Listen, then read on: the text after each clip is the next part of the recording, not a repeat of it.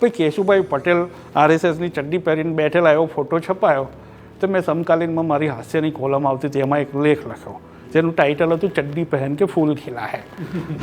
પત્રકારત્વમાં મને સૌથી અઘરું કંઈ લાગ્યું હોય અને મેં જે વસ્તુમાં કોમ્પ્રોમાઇઝ નહીં કરવાનું નક્કી કર્યું એ લાગ્યું હોય તો એ કદી સ્વમાનના ભોગે કામ નહીં કરો, અને એ મારે નથી કરવું પડ્યું. એટલે એ ચોઈસ હોય છે.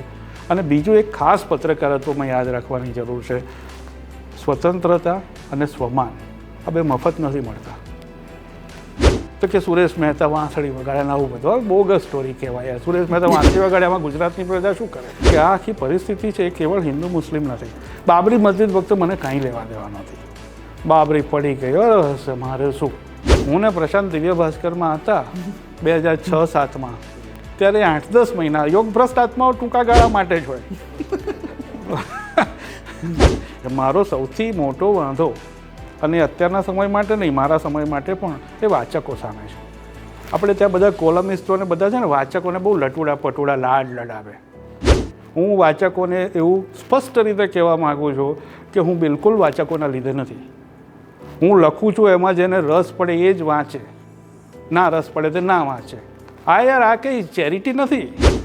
અને સ્ટેન્ડઅપ કોમેડી સામે મને હંમેશા એ વાંધો પડે, સારામાં સારા પ્રતિભાશાળી અને મને જેને માટે માન હોય એવા લોકો માટે પણ, કે તમે ગાળો શું કરવા બોલો છો. મને ગાળો સામે કોઈ સાંસ્કૃતિક પ્રોબ્લેમ નથી. હું પ્રશાંતનો મિત્ર છું એટલે તમને ખબર જ હશે સાંસ્કૃતિક પ્રોબ્લેમ.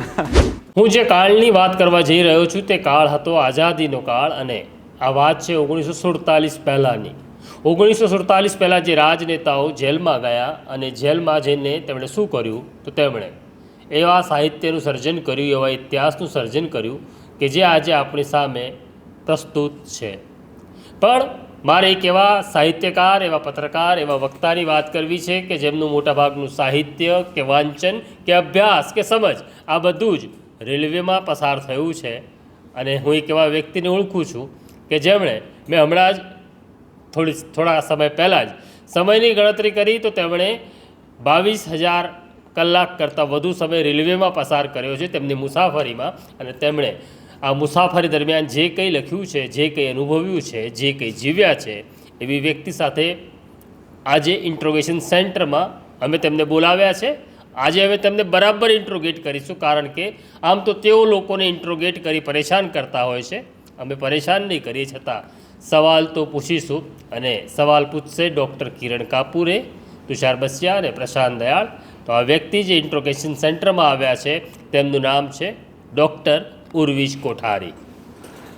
ડૉક્ટર નહીં, આ ડૉક્ટર, બે ડૉક્ટર છે, બે કમ્પાઉન્ડર છે, એના જેવું છે. બાકી આમ હું સામાન્ય રીતે આગળ ડૉક્ટર લગાડવાનું પસંદ નથી કરતો. નહીં, એટલે હવે ડૉક્ટરોને ડૉક્ટર જ કહીએ છીએ કે અમે ના થઈ શક્યા તમે થઈ ગયા. ખેર, આપણે વાત કરવી છે ઉર્વિશ કોઠારી સાથે. મારો અને ઉર્વિશ કોઠારીનો નાતો જૂનો છે. અમે બંને વિરોધાભાસી વ્યક્તિત્વ ધરાવતા લોકો છીએ, પણ મિત્રો છીએ. આવું ઘણા બધાને સવાલ થાય છે કે તમે મિત્રો કેવી રીતના છે. મેં અને ઉર્વિશે જે અમારી સફર, મિત્રતાની સફર શરૂ થઈ એ 1995થી થઈ, અને અમે બંને મુંબઈથી પ્રસિદ્ધ થતા. હું ફરી વખત બોલું છું, ત્યારે મુંબઈથી પ્રસિદ્ધ થતો જે સાપ્તાહિક હતો અભિયાનમાં, અમે અભિયાનમાં ખૂબ સારું કામ કર્યું, સારા મિત્રો બન્યા. ઉર્વિશ પાસેથી મેં ઘણી બધી સમજ કેળવી છે જીવન વિશેની, તેની પણ વાત કરીશું. પણ ઉર્વિશ, મારે જાણવું છે કે એક નાનકડા ટાઉનમાં રહેતો, અમદાવાદ નજીક આવેલું ટાઉન છે. ઉર્વિશ વતની છે મહેમદાવાદનો, અને મહેમદાવાદમાં રહેતો એક માણસને પહેલાં તો પત્રકાર થવાનો વિચાર કેવી રીતના આવે? બહુ સાચું કહું પ્રશાંત, તો એવો કોઈ વિચાર જ નહોતો આવ્યો, કારણ કે એવું કોઈ બેકગ્રાઉન્ડ નહોતું અને કુટુંબ પરંપરા એવી કંઈ હતી નહીં. એટલું હતું કે વાંચવાનો શોખ હતો, પણ પત્રો લખતો હું, પત્રો સારા લખતો, પણ પત્રો લખે એને કંઈ પત્રકાર ના કહેવાય. પણ એમ હતું કે બસ જીવનમાં શું કરવું, તો કે વાંચવું, ગમતા ગીતો સાંભળવા ને આનંદ કરવો. એટલે પત્રકાર થયો એની પહેલાંના થોડા મહિના સુધી સ્વપ્ન પણ નહોતું. સ્વપ્ન તમને ક્યારે આવે? જ્યારે ખબર હોય કે આવું કશુંક છે. મને એવી કંઈ ખબર જ નહોતી કે પત્રકાર થઈ શકાય અથવા હું પત્રકાર થઈ શકું. વાંચવું, લખવું એ જ આનંદ હતો, અને લખવા કરતાં વધારે વાંચવું. પછી ધીમે ધીમે એમાંથી એવું થયું કે ગમતા અને નહીં ગમતા એ પ્રવૃત્તિ ત્યારથી શરૂ થઈ ગઈ હતી.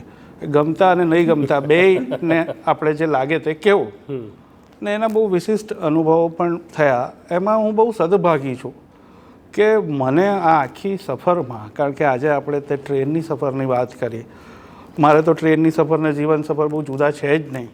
કારણ કે હું 1987માં 12મું ધોરણ પાસ થયો ત્યારે મારી ઉંમર લગભગ 16-17 વર્ષની હશે, અને ત્યારથી મારું ટ્રેનનું અપડાઉન શરૂ થયું કોલેજના પહેલા વર્ષથી. તો વચ્ચે નાના મોટા ગેપ સહિત હજુ સુધી આજે 2025માં પણ ચાલે છે. એટલે એ બે સફરો મારા માટે બહુ જુદી નથી. કામની દ્રષ્ટિએ પણ આપણે આગળ વાત પછી કરીશું. તો વાંચતા પછી હું રજનીકુમાર પંડ્યાના સંપર્કમાં આવ્યો. મને એમનું બહુ જ ગમતું લખાણ. ને પણ તારું જે સ્કૂલિંગ કે ઉછેર છે એ બધું જ મહેમદાવાદમાં થયું? હા, મારું 12 ધોરણ સુધી બધું જ હું મહેમદાવાદની એક શેઠ છે સોનાવાલા હાઈસ્કૂલ છે, તો 5 થી 12 ધોરણ સુધી હું ત્યાં ભણ્યો, ગુજરાતી મીડિયમ સ્વાભાવિક રીતે જ. અને 12 ધોરણ પછી, અને તમે બધા જાણો છો, તમે બધા એક યા બીજી રીતે નાના સેન્ટરમાંથી છો, એટલે કે નાના ગામમાં તમે બહુ સહેલાઈથી હોશિયારમાં ખપી જતા હો છો. એટલે અને તમે હોશિયારમાં ખપવા માંડો પછી એક પ્રકારનું પ્રેશર પણ ઊભું થતું હોય છે કે પહેલો નંબર લાવવો કે બીજો ત્રીજો નંબર લાવવો. એવું મારી પર તે થોડું હતું. મારો ભાઈ બિરેન મારાથી 6 વર્ષે મોટો, એ પણ આમ ફેરલી હોશિયાર હતો. પણ પછી એવું હતું કે કુટુંબની જે કંઈ આર્થિક સ્થિતિ હતી એ જોતાં સૌથી પહેલી પ્રાયોરિટી નોકરી શોધવાની હતી. બ્રેડ વિનિંગ આપણે જેને કહેવાય અંગ્રેજીમાં. બિરેન મારથી 6 વર્ષે મોટો, ભણ્યો, કેમિકલ એન્જિનિયર થયો, તરત આઈપીસીએલની નોકરીમાં લાગ્યો. તો એક કુટુંબમાં જરાક આર્થિક બેસિક સ્થિરતા આવી કે ભાઈ ઓકે, હવે બધું બરાબર છે. મારી પર તે પ્રેશર તો હતું જ કે ભાઈ આપણે ભણવાનું છે ને માટે તો કમાવા માટે. તો એમાં પત્રકારત્વવાળી કોઈ યોજનાનો સમાવેશ જ નહોતો. એટલે પત્રકારત્વમાં હું લગભગ 24-25માં વર્ષે આવ્યો. 24માં વર્ષે. એ પહેલાં મેં શું કર્યું એની પણ એક બહુ રસિક યાદી છે, પણ હું બહુ ટૂંકમાં કહી દઉં તો ગ્રેજ્યુએશન થયું. પછી આપણે ત્યાં સામાન્ય રીતે આપણી જનરેશનમાં તને ખબર છે ખાસ કે માણસ પોસ્ટ ગ્રેજ્યુએશન કેમ કરે, તો કે ગ્રેજ્યુએશન થયા પછી નોકરી ના મળે તો પોસ્ટ ગ્રેજ્યુએશન કરે, કારણ કે બેહી ના રહેવાય. તો એવી રીતે મારું બી, હું કેમેસ્ટ્રી ભણ્યો, મેં BSc કેમેસ્ટ્રીમાં કર્યું. ક્યાંક એકાદ ઠેકાણે નોકરી મળી પણ મને ફાવે એમ નહોતું. પછી પેલી કોમ્પિટિટિવ એક્ઝામ બી બહુ કંઈ આવડે નહીં, પણ આપી તો રેલવેની આપી તો ભોગે જોગે પાસ થઈ ગયો. એમાં બીજી આપી, એમાં બી પાસ થયો. એટલે છેવટે પછી હું મેડિકલ સુધી પહોંચ્યો. એમાં કે હું આસિસ્ટન્ટ સ્ટેશન માસ્ટર. હજી બી આમ હું જ્યારે બી સ્ટેશન પર કોઈને ઝંડી પકડેલો હાથમાં જોઉં છું તો હું બિલકુલ કલ્પી શકું છું કે હું આ હોત.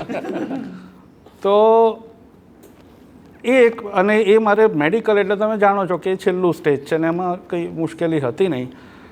દરમિયાન એવું થયું કે સમાંતરે બરાબર ઇન્ડિયન ઓઇલ કોર્પોરેશન છે, જે ગુજરાત રિફાઇનરી આપણે કોયલી, ત્યાં આગળ મેં કંઈ અપ્લાય કર્યું હશે.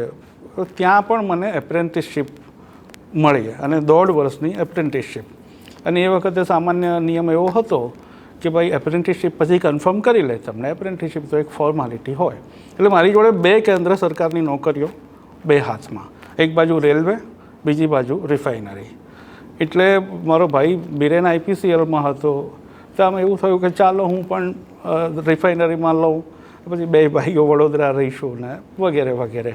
એટલે રિફાઇનરીની નોકરી લીધી. તો મારા એક પાડોશી હતા, કાકા, રેલવેમાં હતા. અને એક તમને બહુ અગત્યની વાત રેલવે વિશે કહું કે રેલવેના લોકોની નોકરી પ્રત્યેની વફાદારી અને પોતાની સંસ્થા પ્રત્યેની વફાદારી જે છે એવી મેં બીજી કોઈ સંસ્થાના માણસોની નથી જોઈ. રેલવેવાળો માણસ એકવાર રેલવેમાં હોય, કાયમ રેલવેનો જ હોય, નિવૃત્ત થયા પછી પણ. એટલે ગાડીઓની વાત કરે તો તમારા જેવા માણસ હોય કે હું ગુજરાત મેલમાં ગયો, એ કોઈ દાડો એવું ના કે હું 1 ડાઉનમાં ગયો ને 2 ડાઉનમાં આવ્યો એમ.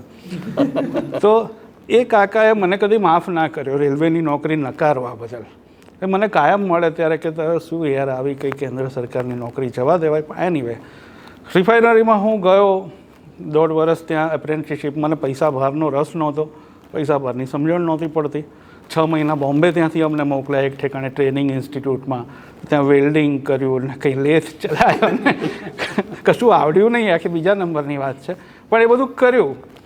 અને સૌથી મહાન કામ જે મુંબઈમાં કર્યું એ અમારા ગુરુ નલિન શાહ, જૂના ફિલ્મ સંગીતના ઇતિહાસના બહુ મોટા અભ્યાસી, એમની જોડે અમારો સંપર્ક થયો હતો. અને એ ગાળામાં આ 91-92ની વાત છે, હું મુંબઈ હતો 6 મહિના, તો એમનો બહુ જ ગાઢ સંપર્ક થયો, બહુ જ નાની ઉંમરે. એટલે રજનીકુમાર પંડ્યા અને નલિન શાહ, આ બે લોકોએ મારી ને બિરેનને અમારું સહિયારું હતું.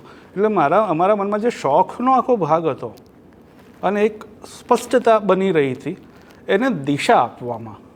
અને આજે મને સમજાય છે કે દિશા એટલે જેવી તેવી નહીં, બહુ જ ઊંચા સ્તરની, અને તમે જેને નેશનલ લેવલની કહી શકો જાડા શબ્દોમાં, એવી દિશા એ ઉંમરે અમને આ બેના કારણે મળી.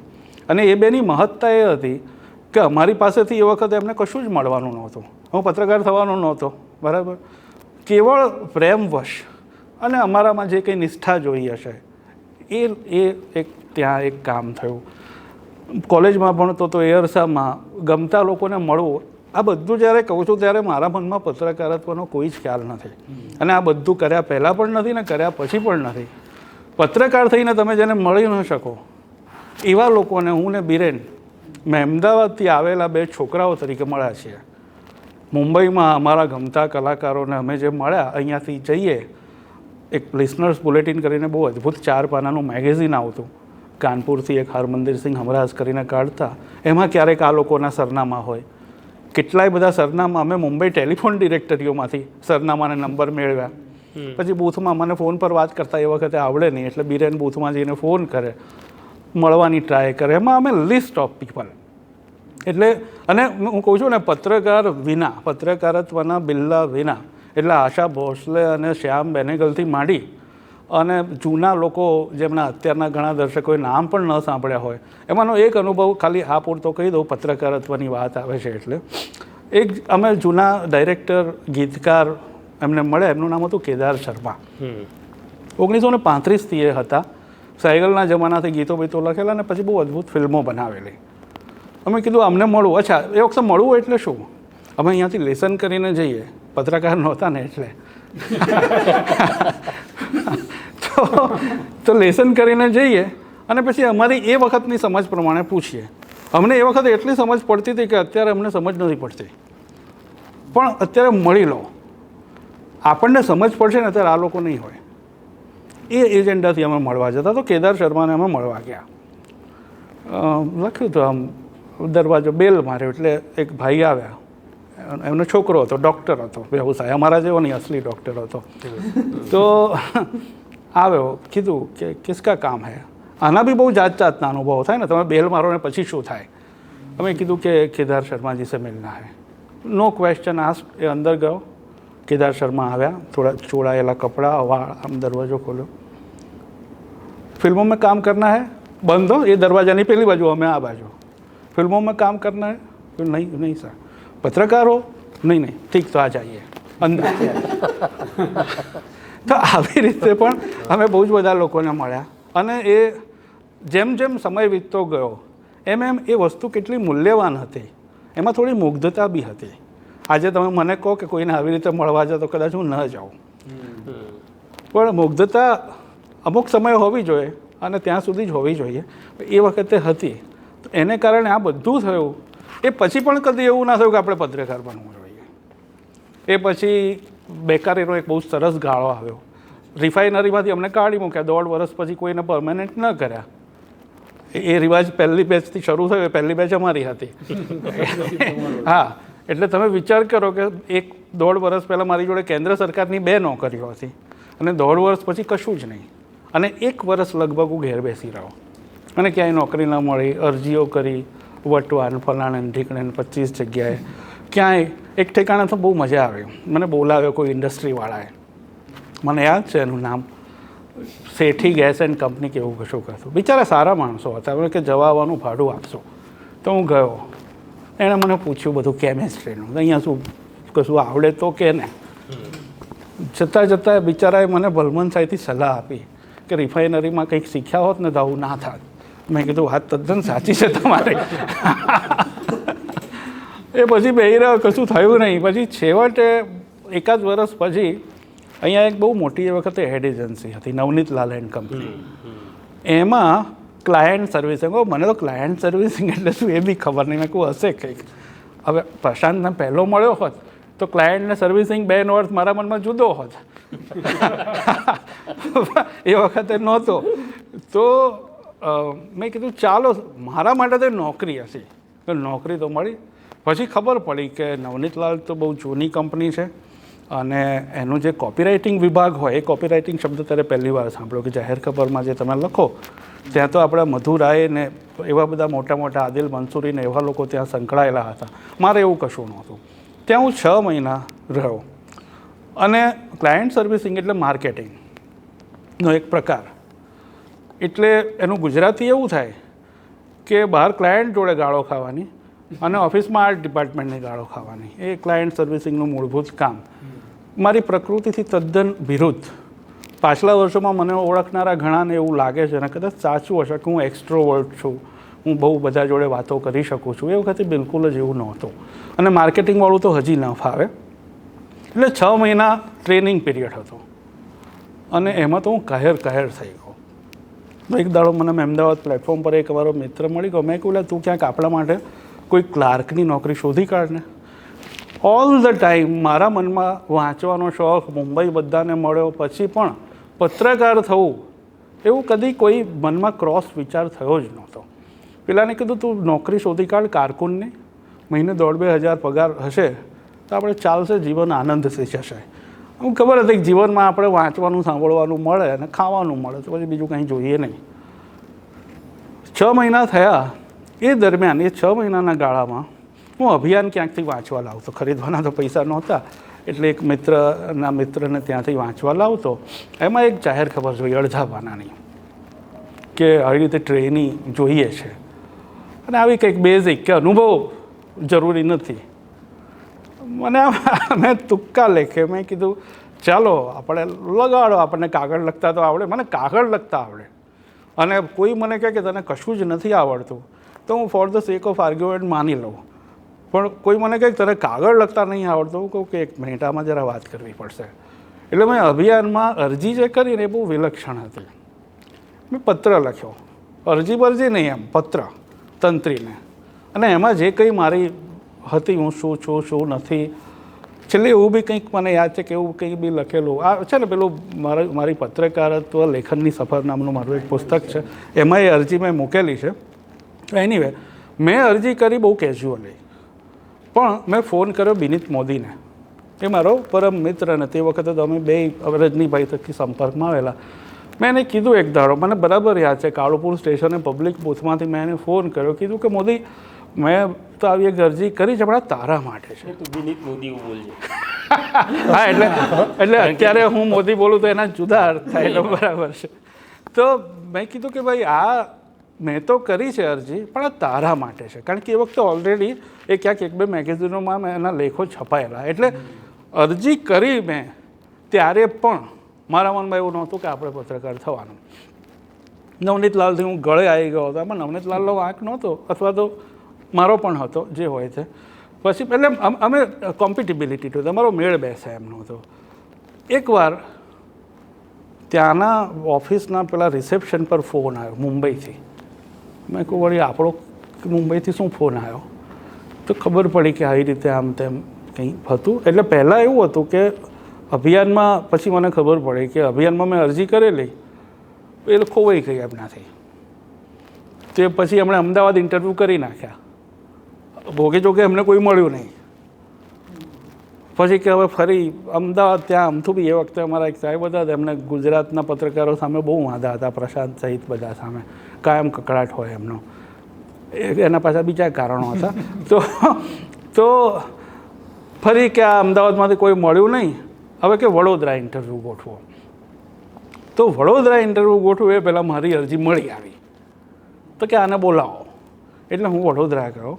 તો અમારા તંત્રી વિનોદ પંડ્યા, ચીફ રિપોર્ટર દીપક સોલિયા અને સંપાદક નિલેશ રૂપાપરા, આ ત્રિમૂર્તિ વડોદરા ઇન્ટરવ્યૂ લેવા આવેલા. હું ગયો. એ વખતે મારામાં કોન્ફિડન્સનો બિલકુલ જ અભાવ, પણ તે દાડે સુપ્રીમ કોન્ફિડન્સ હતો. કેમ ખબર છે? મારે ખબર જ નહોતી કે આમાં શું હોય. હા, ખબર ના હોય એટલે તમારે કશું ખોવાનું જ ના હોય ને. તમે અપેક્ષા હોય કે આપણે તો બસ આજે પત્રકાર નહીં બનીએ તો જિંદગી ધૂળધાણી થઈ જશે, તો પ્રેશર કેટલું બધું હોય. આમાં તો મને ખબર હતી કે આ તો આપણું કંઈ છે જ નહીં આમાં. પણ હા, મેં જે તૈયારી કરી હતી એ તમને કહું. એક હું લઈ ગયો હતો, મને એટલી ખબર પડી કે આ પત્રકારત્વ એટલે આપણે પેલું બધાને મળ્યા હતા ને એ કદાચ આમાં કામ લાગે, તો હું થોડાક લોકોના ફોટા કાઢીને એક અલગ આલ્બમમાં લઈ ગયો હતો. બીજું, રજનીકુમાર પંડ્યા એ વખતે ચિત્રલેખા જોડે સંકળાયેલા, એમણે મને ચિઠ્ઠી લખી આપી. કોની પર? વિનોદ પંડ્યા પર, અભિયાનના તંત્રી પર, કે ભાઈ આ છોકરાને હું ઓળખું છું, સિન્સિયર છે વગેરે વગેરે. હવે યાર, રજનીકુમાર પંડ્યા જેવો માણસ તમને ચિઠ્ઠી લખી આપે તો એ એમની મહાનતા, ઉદારતા, ભલમનસાઈ છે. મેં નક્કી કર્યું, મેં કીધું ઇન્ટરવ્યૂ સારો જશે ને તો જ આ ચિઠ્ઠી આપીશ. હું ઇન્ટરવ્યૂ ખરાબ જાય તો પહેલાં એમની આબરૂ જાય, એટલે મેં ચિઠ્ઠી તો ના આપી. વડોદરા પહોંચ્યો એટલે એક આટલું 6-8 ફકરાનું એક પત્તું અરે 6-8 લીટીઓનો એક ફકરો આપ્યો કે આ ગુજરાતીમાં અનુવાદ કરી નાખો, કંઈ ફિલ્મને લગતું કશું હતું. અનુવાદ મેં કર્યો. પછી મને ખબર પડી, દીપકને બધા તો પછી બહુ અંગત મિત્રો થયા, કે અમે નીચે આવ્યા અને દાદર ચડીને ગયા એટલી વારમાં અનુવાદ જોઈ લીધો તો એને કીધું હતું કે આ માણસ છે. પછી ઉપર બેઠા, બધી અલગ મલકની વાતો થઈ. હજી પણ ત્યાં ઇન્ટરવ્યૂ આપીને આવ્યો, પછી ફોન આવ્યો કે ઓકે હવે તમે મુંબઈ આવી જાઓ, ફોર્માલિટી. ત્યાં સુધી મારા મનમાં એવું નહોતું પત્રકાર થવું છે. મુંબઈથી ફોન આવ્યો એટલે મેં રજનીકુમારને પૂછ્યું, કારણ કે એમને ખબર પડે ચિત્રલેખા બધા. મેં કીધું કે આ નોકરી લેવાય કે ના લેવાય? તો એ કહે કે આવી તક ના છોડાય. અને એ વખતનું અભિયાન, પ્રશાંતે જેમ કહ્યું, અવિનાશ પારેખ એના ઘણા પાર્ટનરોમાંના એક હતા ને કેતન સંઘવી મેનેજિંગ એડિટર. અને એ આખી કંઈક જુદી જ સંસ્થા હતી. ગુજરાતી પત્રકારત્વમાં જેમ સમકાલીન વિશે બહુ વાજબી રીતે અમુક વસ્તુઓ કહેવાય છે, તેમ અભિયાન વિશે અમુક રીતે નથી કહેવાય. એની ફૂદડીઓ સાથે પણ અભિયાન વિશે બહુ જ બધું એક જુદું જ આખો માહોલ હતો. રજનીભાઈએ કીધું કે આ તક નહીં છોડવી જોઈએ, બહુ ઉત્તમ તક છે. અને મારી કરિયરનું કશું ઠેકાણું નહોતું. અને મેં કીધું કે પણ 3,500 રૂપિયા જ આ લોકો તો આપે છે શરૂઆતમાં પેલું, તો કે એ તું ના જોઈશ. મારે મુંબઈમાં રહેવાનું ઠેકાણું હતું, મારા કાકા રહેતા હતા. એવી રીતે આટલી લાંબી ભૂમિકાનો સાર એ કે છેવટ સુધી દરવાજામાં હું નોક કરતો ઊભો ત્યાં સુધી મને એવું નહોતું પત્રકાર થવું છે. પછી અંદર ગયો અને એકાદ મહિનામાં ખબર પડી કે સાલું આ આપણું ઘર છે. અને અહીંયા આ એક વસ્તુ એવી છે કે જેમાં પહેલી વાર મને એવો ફીલ આવ્યો ફિલ્મ મ્યુઝિક સિવાય, કે આ આપણને ફાવે છે. ખાસ કરીને ડેસ્ક, એટલે એની આપણે પછી ડેસ્ક રિપોર્ટિંગની વાત કરીશું. પણ પહેલી વાર મને 25 વર્ષમાં જીવનમાં કે 24 વર્ષમાં એટ હોમ ફિલિંગ થઈ કે હા યાર, હું આ જગ્યાનો માણસ છું ને આ મને ફાવશે. અને એમાં મારી આવડત જેટલો જ અથવા એનાથી બહુ જ વધારે મોટો ફાળો ત્યાં જે આજુબાજુ લોકો હતા ને એમના પ્રેમનો, એમની ખાનદાનીનો. બાકી પત્રકારત્વમાં પ્રશાંત, તમે બધા જાણો છો કે જુનિયર હોય જેને કશો અનુભવ ના હોય એની કેવી દશા હોય. મુંબઈના આ બધા સિનિયરો એવા હતા જે સિનિયર તરીકેની હૂંફ આપે, તમને પ્રોટેક્ટ કરે, ના આવડતું હોય તો શીખવાડે, અને એક દાડો બી તમને અપમાનજનક સ્થિતિમાં ના મૂકે. એ બધાને લીધે હું પત્રકારત્વમાં ચોંટી ગયો કે ભાઈ હા, હવે આપણા મૂળિયા અંદર જશે. ઉર્વિશે વાત જે કરી આખી, કેવી રીતે પત્રકારત્વમાં પહોંચ્યો, પણ એણે પેલી એડ એજન્સીની પણ વાત કરી. પણ કદાચ એના નસીબમાં એવું લખેલું હશે કે એને ફરી એડ ઉઘરાવવી પડે એવી સ્થિતિ પણ અમારે નિર્માણ થઈ હતી. અમે બંને અભિયાનમાં સાથે કામ કરતા હતા, જેના માલિક અવિનાશ પારેખ, કેતન સંઘવી, દીપક સોલિયા સાથે અમે કામ કર્યું. પછી કંઈક ફાઇનાન્શિયલ ક્રાઇસિસ માલિકોને ઊભી થઈ અને નક્કી થયું કે હવે વેચવાનું છે. એટલે એ વેચાઈ ગયું, નવા માલિકો આવ્યા. પહેલાં તો અમને તકલીફ ત્યાં પડી કે અભિયાનની અંદર એવું હતું કે કોઈ દિવસ તમારે હાજરી બાજરી પૂરવાની ને મસ્ટર કેવું નહીં, તમે ના હોય દેખાય જ મેગેઝિનમાં કે આજે આ અઠવાડિયે આ લોકો નહોતા એમ. તો પહેલાં તો આવ્યું કે મસ્ટરમાં સહી કરવાની. એટલે મેં કીધું યાર, પત્રકારને છે ને સહી કરવાની, પત્રકાર ના આવે દિવસે ખબર જ પડે, ગામને ખબર પડી જાય કે આજે પત્રકાર રજા ઉપર છે. તો પણ એ થયું. પછી અમને એક વખત બોલાવ્યા માલિકે, અઠવાડિયા 10 દિવસમાં, અને આવીને કીધું કે તમે બહુ સારા રિપોર્ટર છો, નવા માલિક હતા મારા. અને એવું કીધું કે કંઈ વાંધો નહીં, હવે છે ને તમારા સ્કૂટરની ડિક્કીમાં એડવર્ટાઇઝના રેડ કાર્ડમાં મૂકજો, એટલે જ્યાં તમે સ્ટોરી કરવા જાઓ ત્યારે રેડ કાર્ડે આપવાનું અને તમે એડ લેતા આવજો. હું તમને કમિશન પણ આપીશ, ચિંતા ના કરતા. એક્ઝેક્ટલી. હું તમને કમિશન પણ આપીશ. એટલે બહુ ફેર ડીલ એમ. અને અમે બહાર આવ્યા અને અમને જે આઘાત લાગ્યો કે આપણે પત્રકાર છીએ ને હવે એડ પણ માગવાની, જે આજે પણ આપણે નવજીવન માટે નથી હું માગી શકતો. પણ હું તમને કહું તુષાર કે હું ને પ્રશાંત મારાથી થોડો વહેલો પત્રકારત્વમાં આવેલો, પણ એ અહીંયાના પત્રકારત્વમાં હતો. અભિયાન છે ને એક જુદો ટાપુ હતો, અને પ્રશાંત માટે બી અભિયાનનો અનુભવ પહેલી વારનો હતો. અને તમે અભિયાનમાં આવો ને કે તમે નવજીવનમાં છો, તમે બધા મરેલા પડ્યા છો, કારણ કે તમને અહીંથી બહાર ક્યાંય ગમશે જ નહીં. એટલે અભિયાનની એ મુશ્કેલી હતી. એટલે હમણાં અને અમે પરાણે એક જગ્યાએ ઇન્ટરવ્યૂ માટે મોકલ્યો હતો, એ જતો નહોતો. એવું થયું કારણ કે અહીંયા આવ્યા પછી તકલીફ હોય છે કે આવું કામ ક્યાં કરવા મળે. અને આજે એટલે પત્રકારત્વનો એક મિજાજ અને તમારા મનમાં એક ખ્યાલ બેસે કે પત્રકારત્વ એટલે શું. મારી કમબખતી એ થઈ કે મારા જીવનની નોકરીની પત્રકારત્વની શરૂઆતનો કક્કો જ મેં અભિયાનમાં ખૂંટ્યો. એટલે મને એમ કે પત્રકારત્વ એટલે તો આવું જ હોય. પછી એ ગાળો પૂરો થયો એટલે એ અભિયાનનો પણ જે એકદમ સૂરજ તપતો હતો એનો એ સંધ્યાકાળ હતો. એટલે મારા ભાગે છેલ્લો તડકો આવી ગયો. પછી ખબર પડી કે પત્રકારત્વ તો આવું ના હોય. પછી તો ખબર પડી કે પત્રકારત્વ આવું હોય જ નહીં, આ તો આ કંઈક જુદું છે. બાકી લોકો જેને પત્રકારત્વ કહે છે, અને એમાં પણ હું ત્યાં 9 મહિના રહ્યો બોમ્બે અભિયાનમાં. પછી મને ગુજરાત મોકલ્યો. હવે ગુજરાતમાં અભિયાનની ઓફિસ તમે શું કહેવાય કે અરાજકતા નરેશ કે અરાજકતાના કોઈ ભગવાન તરીકે સ્થાપવા હોય તો તમે અશ્વિની ભટ્ટને સ્થાપી શકો. અરાજકતાના આરાધ્ય ઈષ્ટદેવ એમને ત્યાં અમારી ઓફિસ, એમના બંગલામાં. શું અદ્ભુત માણસ યાર, એ તો વાત ના થાય એમની. પણ એમને ત્યાં અમારી ઓફિસ, અને આવું બધું હોય અને એમાં પછી અમારે માલિકો બદલાય. અમે કેટલા દાડા તો નવી ઓફિસે ગયા જ નહીં, અશ્વિનીભાઈને ત્યાં જ બેસી રહીએ. અને પછી આમ શોકસભા જેવું જ વાતાવરણ હોય રોજ. એટલે આ જે ઘટનાઓ છે ને ઉર્વિશાલ, એક પેઢી બદલાઈ ગઈ છે, પત્રકારોની પણ પેઢી બદલાઈ ગઈ છે, વાચકોની પેઢી પણ બદલાઈ ગઈ છે. એટલે અભિયાન શું હતું, એના માલિકો કેવા હતા, જેનામાંથી હું પણ શીખ્યો. અને એટલે જ કદાચ મને એવું લાગે છે કે નવજીવનમાં એટલે તમે અત્યારે જે કંઈ કરો છો ને એમાં એના અંશ છે. હા, એટલે હું એક બે ઉદાહરણ કહીશ કે 95માં પહેલી વખત ભાજપની સરકાર બને છે અને મારા ભાગે એક સ્ટોરી આવી હતી અને મારો સબ્જેક્ટ એવો હતો મિસફિટ ચેરમેન. કારણ કે ભાજપે સરકાર બન્યા પછી બધા નેતાઓને ચેરમેન તરીકે મૂક્યા હતા બોર્ડ નિગમની અંદર. એમાં અમિત શાહ પણ હતા. અમિત શાહને ગુજરાત સ્ટેટ ફાઇનાન્સ કોર્પોરેશનના ચેરમેન બનાવ્યા હતા. જ્યાં ગુજરાત સ્ટેટ ફાઇનાન્સ કોર્પોરેશનના ડિફોલ્ટર હતા. અમિતભાઈની એક લોન બાકી હતી એ જમાનામાં, અને એના જે ચેરમેન થાય છે. CR પાટીલ ગુજરાત આલ્કલીઝના ચેરમેન થાય છે. આ પ્રકારના અલગ અલગ લોકોની સ્ટોરી હતી. સમહાઉ ક્યાંકથી CR પાટીલને એ જમાનામાં ખબર પડી ગઈ કે હું સ્ટોરી કરી રહ્યો છું. એટલે એમણે મને પહેલાં ફોન કર્યો મિત્ર ભાવે, અને મરાઠી માણસની વાત કરી. ના એવું તો કંઈ નહીં થાય, સ્ટોરી તો જશે. એ પછી અવિનાશ પારેખને ફોન કરે છે, એના માલિકને, અને અવિનાશ પારેખને વિનંતી કરે છે કે આ સ્ટોરી ન છપાવવી જોઈએ. અવિનાશ પારેખે બહુ સરસ જવાબ આપ્યો, અને જવાબ એવો હતો કે અભિયાન છપાવીને શુક્રવારે બજારમાં આવે છે, એ દિવસે હું 6 રૂપિયા આપીને ખરીદું છું મારું જ મેગેઝિન. એના પહેલાં હું જોતો પણ નથી, કહેતો પણ નથી, એટલે મને ખબર જ નથી શું છપાઈ રહ્યું છે. છતાં તમે કહો છો તો હું આ સ્ટોરી અટકાવી શકું માલિક તરીકે, પણ આમાં રિપોર્ટરનું મોરલ તૂટી જશે. એટલે મને એવું લાગે છે મારે આમાં ન પડવું જોઈએ, અને એ સ્ટોરી છપાઈ.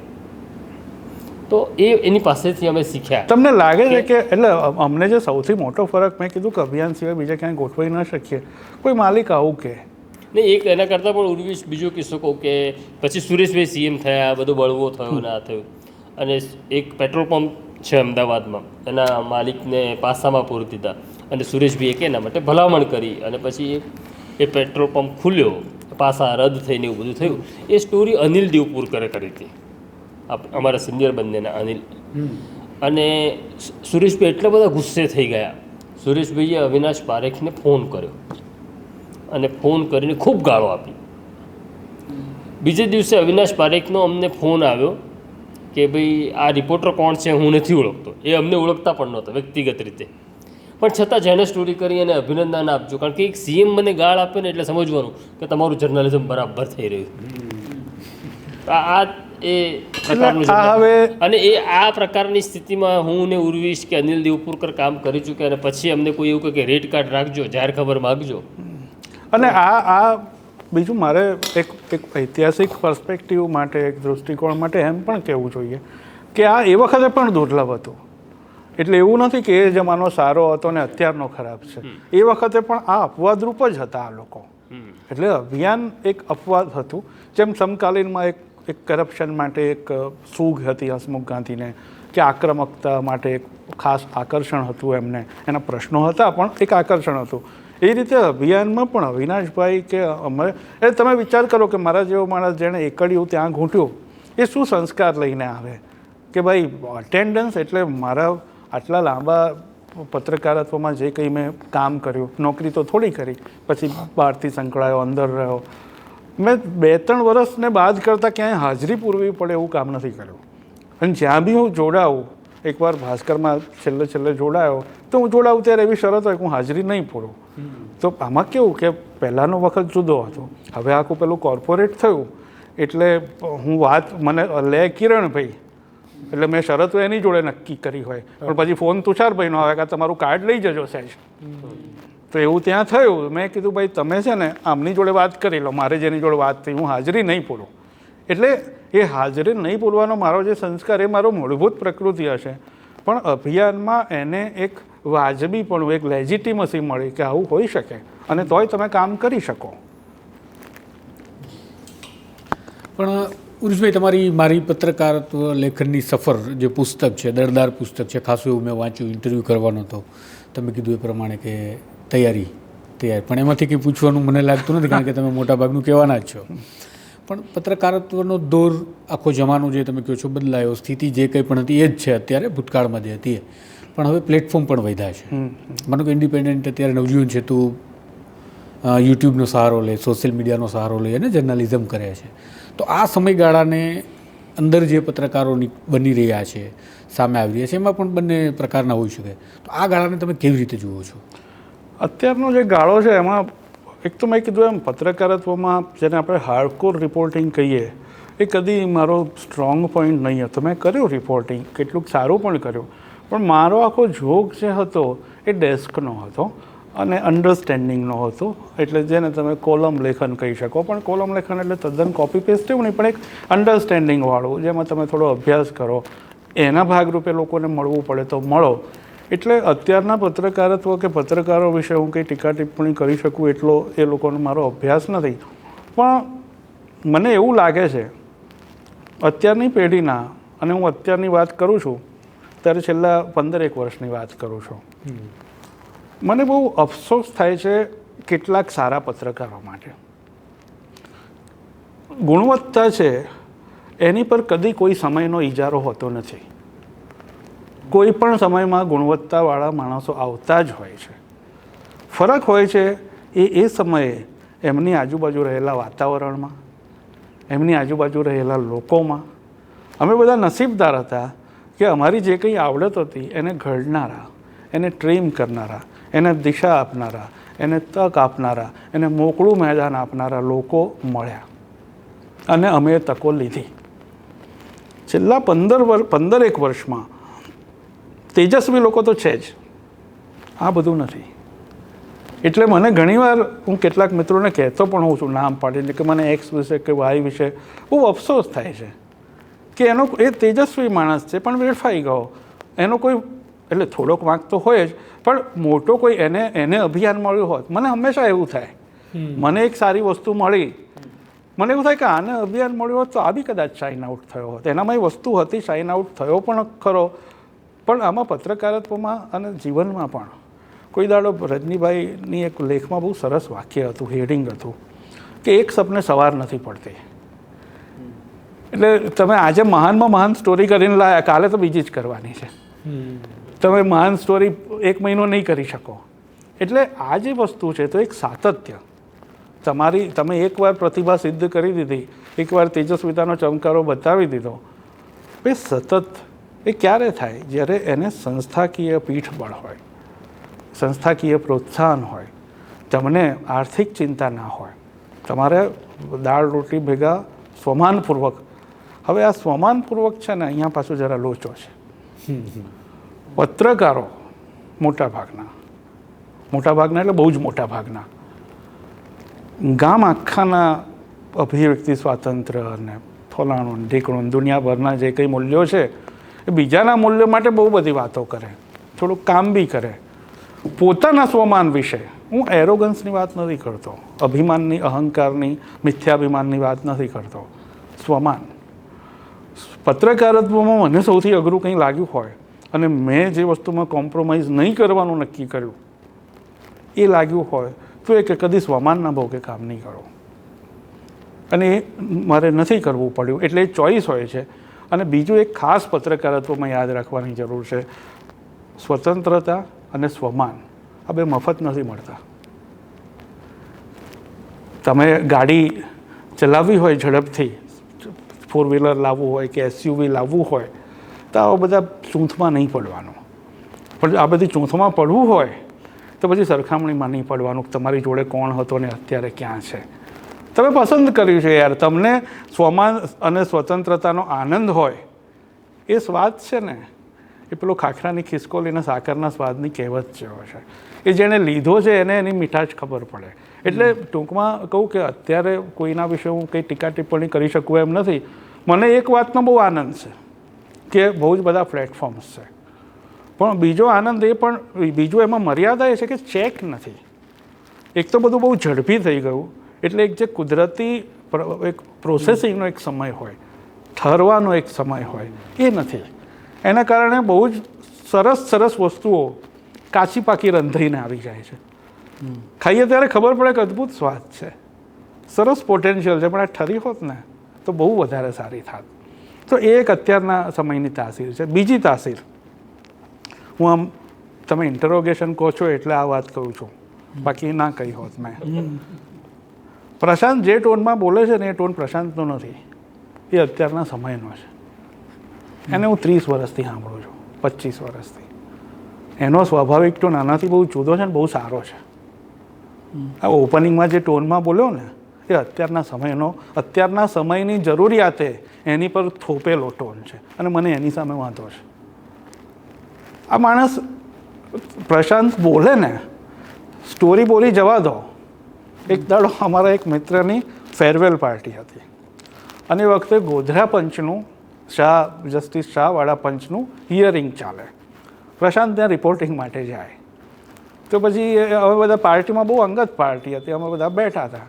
પ્રશાંત આવ્યો, પછી કંઈ વાતમાંથી વાત નીકળી, અને ત્યાં પંચ સમક્ષ જુબાનીઓ કેવી રીતે થાય છે અને આખી કાર્યવાહી કેવી રીતે ચાલે છે એની આણે જે સ્કીટ કરી હતી. પછી ટાઈપ બી કરે, ભાઈ એમ ફટાક દે કામ કરે, પછી ટાઈપનું એક્ટિંગ કરે, પછી પેલાની એક્ટિંગ કરે. પણ તમને થાય કે વિઝ્યુઅલ જર્નાલિઝમનો બાપ છે. આનાથી બધા શું વિઝ્યુઅલ હોય? પણ મુખ્ય ધારાની ચેનલોએ આપણે હિન્દી અને પછી હિન્દીની નકલમાં ગુજરાતી, એમણે જે એક ટેમ્પલેટ ઊભી કરીને, એ ટેમ્પલેટ બહુ જ અપ્રાકૃતિક, અકુદરતી અને કૃત્રિમ છે. એમાં ઉત્તેજના એ જ સર્વસ્વ છે.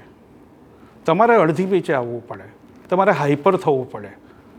એવું ધારી લેવાયું કે દર્શકને તો ઉત્તેજના જ જોઈશે. હવે ઉત્તેજનાનો એક પ્રશ્ન છે. આજે તમે મને 100 મિલીગ્રામ ઉત્તેજના આપો છો તો અઠવાડિયા પછી હું 100 મિલીગ્રામથી ઉત્તેજિત નહીં થઉં, તમારે 125 કરવી પડશે. એ પ્રશ્ન અત્યારના પત્રકારત્વમાં, ખાસ કરીને વિઝ્યુઅલમાં, મને બહુ નડે છે.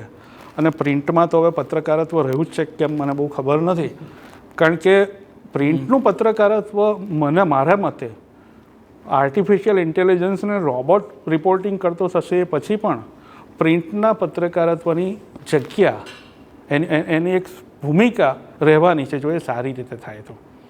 કારણ કે પ્રિન્ટમાં આ છે એક ઠહેરાવ કે ભાઈ તમે નિરાંતે, અમે સાર્થક જલસો કાઢીએ છીએ તો 10-10, 20-20, 25-25 પાનાના લેખો હોય. લંબાઈ મહત્ત્વની નથી, પણ એક મુદ્દાને તમે બધા પત્રકાર છો, તમે સમજતા હશો કેટલાય મુદ્દા તમારે સુવાડી દેવા પડ્યા હશે કે આટલું લાંબુ કોણ જોશે, આટલું લાંબુ કોણ વાંચશે, અરે યાર કેમ નહીં વાંચે. પણ હવે બજારની બીજું એવું છે કે અફીણનો સ્વાદ આપણે લગાડ્યો છે. હવે આપણે કહીએ છીએ કે પ્રજા અફીણિયા થઈ ગઈ છે. બીજું કે પ્રજાના બી પ્રશ્નો છે. મારો સૌથી મોટો વાંધો, અને અત્યારના સમય માટે નહીં, મારા સમય માટે પણ, એ વાચકો સામે છે. આપણે ત્યાં બધા કોલમિસ્ટોને બધા છે ને, વાચકોને બહુ લટુડા પટુડા લાડ લડાવે. એ બહુ ચીપ સ્ટાઇલ છે ને બહુ શોર્ટકટ છે કે વાચકને કહેવાનું ઓહો તમે તો બહુ મહાન. કેમ એવું કહેવાનું? કે જેથી એ ડિમાન્ડિંગ ના બને ને. તમારે સતત એને પંપાળે રાખવાનું, જેથી એ સવાલો ના પૂછે. તમારે કહે યાર તું છું તો અમે છો, બિલકુલ નથી. હું વાચકોને એવું સ્પષ્ટ રીતે કહેવા માગું છું કે હું બિલકુલ વાચકોના લીધે નથી. હું લખું છું એમાં જેને રસ પડે એ જ વાંચે, ના રસ પડે તે ના વાંચે. આ યાર આ કંઈ ચેરિટી નથી, આ ડિમાન્ડ એન્ડ સપ્લાય છે. અને ડિમાન્ડ તમે ક્રિએટ કરી શકો છો. ગુજરાતી પત્રકારત્વમાં સફારીથી માંડીને એવા અનેક દાખલા છે જેમાં તમે ડિમાન્ડ ક્રિએટ કરી શકો છો. એ કરતાં એ કરવાનો કુવત ના હોય ને ત્યારે તમે વાચકોને લટુડા પટુડા કરો. લોએસ્ટ કોમન ડિનોમિનેટર એટલે કે સૌથી છેવાડામાં જેને તમે મનોરંજન કરી શકો, ગલગલિયા કરી શકો, એવું બધું કરો. અને પછી કોઈક વાચકોને આવું જ જોઈએ છે. ના બાપલિયા, તને આવું જ આવડે છે. વાચકોને એવું નથી જોઈતું. વાચકો તો સફારીએ વાંચે છે, અને બીજું વાંચે છે, અને ત્રીજું વાંચે છે. એટલે અમારા સમયની અને અત્યારના, પ્રશાંત તો વર્તમાનમાં પણ છે, અત્યારના સમયની સૌથી મોટી વસ્તુ એ છે કે પત્રકારોમાં એક જે ઇન્ટેન્સિટી, ધારો કે પ્રશાંત છે તો કોપી અથવા લખાણ એ કદી એનો સ્ટ્રોંગ પોઈન્ટ નહોતો, પણ એણે જે કહેવાનું છે એ કોઈ પણ ગુજરાતી માટે એટલું બધું અગત્યનું હતું કે અમે બધા કહેતા કે અલા ડેસ્ક છે શેના માટે? રિપોર્ટિંગને ડેસ્ક એક જુગલબંધી છે, એ ક્લાસિકલ ખેંચતાણ છે પ્રિન્ટમાં. ડેસ્કવાળાને એવું લાગે કે પ્રિન્ટ રિપોર્ટર ડોબો છે, રિપોર્ટરને એવું લાગે કે ડેસ્કવાળા વેદ્યા છે. બેય ખોટા છે. બેયની જરૂર છે, બેયનો રોલ છે, ને એ બેયની જુગલબંધી જે થાય છે ને એનો આનંદ તમે પ્રશાંતના અત્યારના પુસ્તકો જુઓ. અત્યારે સાર્થક પ્રકાશનના સૌથી વધારે વેચાતા પુસ્તકોમાં પ્રશાંતના પુસ્તકોનો સમાવેશ થાય છે. તો પત્રકારત્વમાં આ એક વસ્તુ છે કે એક જે નિરાંત, એક ઊંડાણ, એક પેશન, અને સમાજ સેવા શબ્દ બહુ મોટો છે, પણ ઘડતર. મારું એક કામ છે યાર, હું લખું છું તો હું તમને ગમ્મત ગલગલિયા કરાવવા નથી લખતો, અથવા એ મારો રોલ નથી કે તમને શું સારું લાગશે. હું તમને અનકમ્ફર્ટેબલ સ્થિતિમાં મૂકવા પડે, તમને અકળામણ થાય એવી સ્થિતિમાં મૂકવા પડે તો હું મૂકીશ. છો તમે મને ગાળ દો, હું તમને વાચક રાજા કહીને ગલગલિયા નહીં કરું. મારું એ કામ નથી. પણ આ ભૂલાઈ ગયું બધું. અને શોર્ટકટ હંમેશા બહુ લોકપ્રિય હોય છે. લોકપ્રિય હોય એ બધું જ શોર્ટકટ હોય એ જરૂરી નથી, પણ શોર્ટકટ બહુ જ લોકપ્રિય હોય છે. અને એના મોડેલો એટલા ઝડપથી સ્થાપિત થઈ જતા હોય છે કે પછી બધાને એ રસ્તે જ ચાલવાનું. એટલે અત્યારનું તો ખેર મેં કહ્યું એમ આખું વિઝ્યુઅલ કેન્દ્રી બની ગયું છે. અને મારી વિઝ્યુઅલ અને આ પ્રકારનો જે એક હાઈપર પીચ છે એના વિશે મારી સહિષ્ણુતા બહુ જ ઓછી છે. એટલે હું 10-20 સેકન્ડથી વધારે સહન નથી કરી શકતો. એટલે હું કોઈનું નથી જોઈ શકતો બહુ આદર સાથે, કે I just can not tolerate it. અને બીજું કે મારે બહુ ઓછું જાણવું હોય છે, મારે બહુ જ જાણવાની હવે હું ક્યાંય અમુક રીતે લખતો નથી એડિટોરિયલ્સ કે કમેન્ટેટિવ. બાકી એ બધું લખતો હતો ત્યારે બધું વાંચતો હતો, એટલે એ મારે જરૂર નથી પડતી. પણ મને એવું થાય છે કે આટલા બધા તેજસ્વી લોકો હોય, એમની જોડે કામ કરનારો, ભાઈ એડિટર છે ને એ પેલો કેપ્ટન જેવો હોય છે ક્રિકેટ ટીમનો. એ સેન્ચુરી મારે ને જરૂરી નથી. હવે તો આ T20 ને બધામાં વિરાટ કોહલી ના તે બધાને કારણે લોકો કેપ્ટનનો રોલ સમજે છે કે એણે હંમેશા પરફોર્મન્સથી લીડ કરવાનું જરૂર નથી હોતી.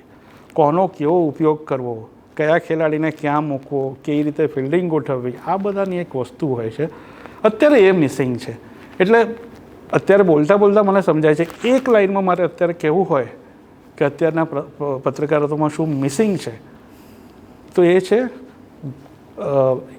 એક ગ્રુપ વર્ક. અત્યારે બધું સોલો પત્રકારત્વ છે, સિંગલ વન મેન શો. એક ગ્રુપ પત્રકારત્વ હંમેશા ગ્રુપ શો હતું. બહુ જ બધા લોકોની આવડત ભેગી થઈને એક પ્રોડક્ટ બને. આજે આપણા કમનસીબ એમાં પત્રકારોનો વાંક નથી. આ ગ્રુપ સોલો શો થયું એમાં બીજા બધા પરિબળોએ પત્રકારો પર અને એના માલિકો પર જે દબાણો આણ્યા છે, કે માલિકોએ પત્રકારો પર, એને લીધે આજે કોઈ પણ સ્વતંત્ર મિજાજવાળો પત્રકાર છે એ કોઈ સંસ્થામાં પોસાય એવી ભાગ્યે જ કોઈ સંસ્થાઓ રહી હશે. એટલે આજનું પત્રકારત્વ ગ્રુપ શો મટીને સોલો શો થઈ ગયું છે અથવા એને સોલો શો થઈ જવું પડ્યું છે. એ આપણા સમયની એક વિશિષ્ટતા પણ છે અને અમુક અંશે કમનસીબી પણ છે. ઉરુજભાઈ, તમે બહુ બધા તંત્રીઓ સાથે કામ કર્યું, એટલે તમે એવું તંત્રીઓમાં કોઈ એવું કહી શકો કે આ આદર્શ તંત્રી છે, કાં તો આમાં એ ગુણ હોવા જોઈએ તંત્રીઓમાં? હવે તો તમે અંગ્રેજીમાં પણ લખો છો, એટલે એ પણ થોડો અનુભવ છે ગુજરાતી તંત્રીઓ અને અંગ્રેજી તંત્રીઓ એનો. મારે તંત્રીઓ જોડે આમ સીધું આપણે જેને હસમુખ ગાંધી પ્રકારના તંત્રી કહીએ, જે પોતે એડિટોરિયલ સમજવાળા હોય, એવા જોડે બહુ કામ પાડવાનું નથી બન્યું. પહેલા તંત્રી વિનોદ પંડ્યા હતા, એ પોતે પત્રકાર હતા. એ પછી ગુજરાતમાં તો માલિક તંત્રીઓનો રિવાજ છે, એટલે એ અર્થમાં તંત્રી આપણે ન ગણીએ. પણ મને આમ એવું બહુ થતું, એટલે અભિયાનમાં અમને એ રીતે બહુ મજા આવતી કે નિલેશ રૂપાપરા કે દીપક સોલિયા અમારા સિનિયર હતા, તો જે રીતે આપણી વસ્તુને અમુક રીતે ઘાટ આપે અથવા તો જે રીતે આપણી વસ્તુમાં અમુક ખૂટતી વસ્તુ બહુ સહજતાથી તમને નીચા પાડ્યા વગર ઉમેરે અથવા તમારા લેખને એક સરસ મથાળું આપે, એક ઇન્ટ્રો આપે, ત્યારે આપણને ખબર પડે. મને એક બહુ જ ગમતો તંત્રી, જે પેલા આપણે ત્યાં એવો એક કલ્પના છે યોગ ભ્રષ્ટ આત્માની, કે બહુ મહાન આત્મા હોય પણ એકાદ નાનું પાપ કર્યું હોય એટલે પાપની સજા રૂપે એને પૃથ્વી પર મૂકે અને પછી એ પાછો જતો રહે. તો આવો એક ગુજરાતી પત્રકારત્વમાં એક યોગ ભ્રષ્ટ તંત્રી આવેલો, તે આકાર પટેલ. હું ને પ્રશાંત દિવ્ય ભાસ્કરમાં હતા 2006-07માં, ત્યારે 8-10 મહિના યોગ ભ્રષ્ટ આત્માઓ ટૂંકા ગાળા માટે જ હોય. કારણ કે સાદા ભ્રષ્ટ આત્માઓ એમને બહુ ટકવાના છે. તો હું આકારની 25 વસ્તુઓ જોડે અસંમત હતો અને એની મર્યાદાઓ પણ હતી. પણ એક તંત્રી કેવો હોવો જોઈએ ને, એનું છાપામાં દર્શન મને પહેલી વાર આકારમાં થયું. એ વાઇલ્ડ હોય, હાઈપર હોય, ક્લેરિટી હોય, આજે આટલી જ વસ્તુઓનો. મેં કીધું હું એની ઘણા એરિયા જોડે અસંમત હતો. હોય એ તો હોઈ શકે. તમે જ્યારે ગ્રુપમાં કામ કરો ને ત્યારે સંપૂર્ણ સહમતિ શક્ય નથી. એક બ્રોડ નૈતિકતાની સંમતિ હોવી જોઈએ કે આ થાય ના ના થાય. જેમ કે કરપ્શન ના થાય, બ્લેકમેલિંગ ના થાય. તમે કહો પ્રશાંત જોડે લખાવો, હું કહું નથી લખાવું, એ સાદો મતભેદ છે, નૈતિકતાનો મતભેદ નથી. તો આકારમાં એ છાપામાં જે આઈડિયેશન લાવ્યો, એક છાપું શું શું કરી શકે? એ લાંબા લેખો બી આપે, સનસનાટી બી આપે, ધાર્મિક ગુરુઓનો બી ઉપયોગ કરે અને એમના વિરુદ્ધ બી લખવા દે. અનામત આંદોલન એ વખતે કોઈ કારણસર ચાલુ થયેલું. આપણે તો છે ને અનામત આંદોલન ચાલુ થવા માટે કંઈ કારણની જરૂર નથી હોતી. તો લોકોના મનમાં તો કાયમ ચાલતું જ હોય, કોઈક દાડો બહાર આવી જાય એમ.